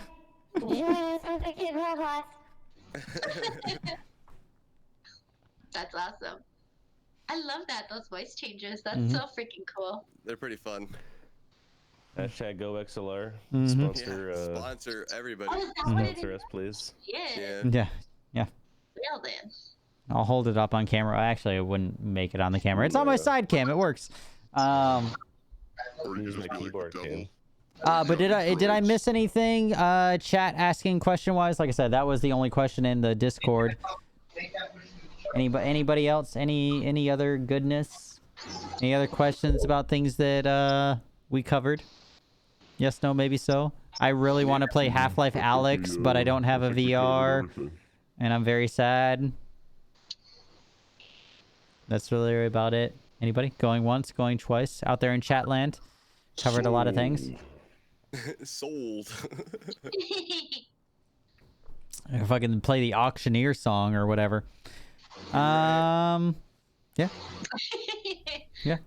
I mean, that was like, I've always been like, I don't know, GTA 5 has never been my thing. Like, I kind of hang out a couple times when people play it, but it's just not my cup of tea. But, you know, I respect, it's the same as Fortnite. I respect people that play it and enjoy it, you know? It is what it is. That being said, I think if nobody else has anything, any other addendums... No, I see some shaking of the heads. I see chat shaking their head, metaphorically. That being that, I will end that up and close out. Random last thing, Demon, I think I do have... I just saw you post a Discord. There are a bunch of people I can actually link for you that are playing Phantasy Star Online without getting that into 100% in depth. We talked about that a little bit last week, actually, on Phantasy Star. So I don't want to get too much into derail talk about it since it has already been out for a little bit, but we did talk about it last week. Some of us have enjoyed it. I do know multiple people who are playing it, but I will close off the show officially now. So once again, thank you everybody, Chatland, everybody, for being here. Love your faces. Thank you. Hope you guys have enjoyed everything. I'll go right around and everybody can tout if you have anything special or anything going on. But either way, we'll go right around for the audio side of it. Disciple, right beneath me. Where can we find you, good sir? You can find me at Disciple everywhere on socials. And yeah, I'll be streaming a lot more since, you know, COVID-19 yeah. Dude, so it's a blessing. Hit me up. Hit me with those lurks. Hit me with whatever you can. Much love. Like Pop said the same thing to me. She's like, it's a blessing in disguise. I'm like, I really hope so, because god damn it, fuck, man. Yeah. Anyways, moving right along. So yeah, I'm hoping. Yeah. So Disciple, you can find him everywhere on Disciple. You guys have seen there on the little thing. I have it going and moving all around. So Disciple on everything. DSCY. Yeah. You like that new edition? Dude, that's awesome. Yeah. I fucking noticed that. Yeah. I got all your shit up there too. Yeah. I see it. Yeah. Look at me actually like getting this shit going. All throughout the stream, it has all your shit going. Yeah. What the fuck? That's sick. Anyways, move right along. Shredder, where can we find you for the audio side of everything? Been up here the whole time. Yeah. I didn't realize. Just go follow these. Yeah. Well, for those... You can catch me on the Sea of Thieves. If you're out there, watch your bananas. I will burn them. Burn the bananas. Sasa. And I couldn't find SareSasa anywhere, so I'm like all different kinds of SareSasa. But I would say I was adding her socials in, and literally every social was different. And it's just like, oh, Sasa this, Sasa that. Hey, what are you doing? Hey, love me. You know, we can roll it out, and it can just be one, all the same. But I think it's gonna be like Disciple. I had to get good. Banana Bandits for life is right. Joker, did you see the new Banana Bandit emote, dude? That Warlock made for me? Check this bad boy out. It's legit. Dude, it's so sick. I do the new ones. But yeah, so SareSasa, love SareSasa on Instagram, SareSasa1 on Twitter, and then TikTok is SareSasa 7. Like, wait, which one is TikTok? 7. That's what I thought. All right. So SareSasa 7 on TikTok. I don't know why there are so many SareSasas out there in the world. Right. I don't. That's just. Did you lose your password 6 other times? Yeah. That's really what I think it is. It's yeah. But honestly, guys, thank you everyone. Thank you out there in chat for hanging out and listening to us randomly nonsense. I have a cat attacking my chair. Okay, you're done. All right. Anyways, yeah. Bounced out. Yeah. She's like, hey, I get attention now, right? Oh yeah, yeah. Get those paddles out there. Thank you, Sasa. Thank you, Shredder and Disciple, of course, as always, for joining me on Thank you, Joker. the talk show. Thank you, everybody out there in chat. Of course, we do these every Wednesday night, talking about everything that's going on in the gaming world. So that way, you guys don't have to sit there and look through all the gaming websites that I do, like I said, because I look through a fuck ton of them to bring you guys news every week. But yeah, that is literally going to be it. Everybody say goodbye, and I'm going to end the official recording so that way I can put it on YouTube. Everybody wave. Wave. Hi. Bye. Bye, YouTube. Bye, YouTube.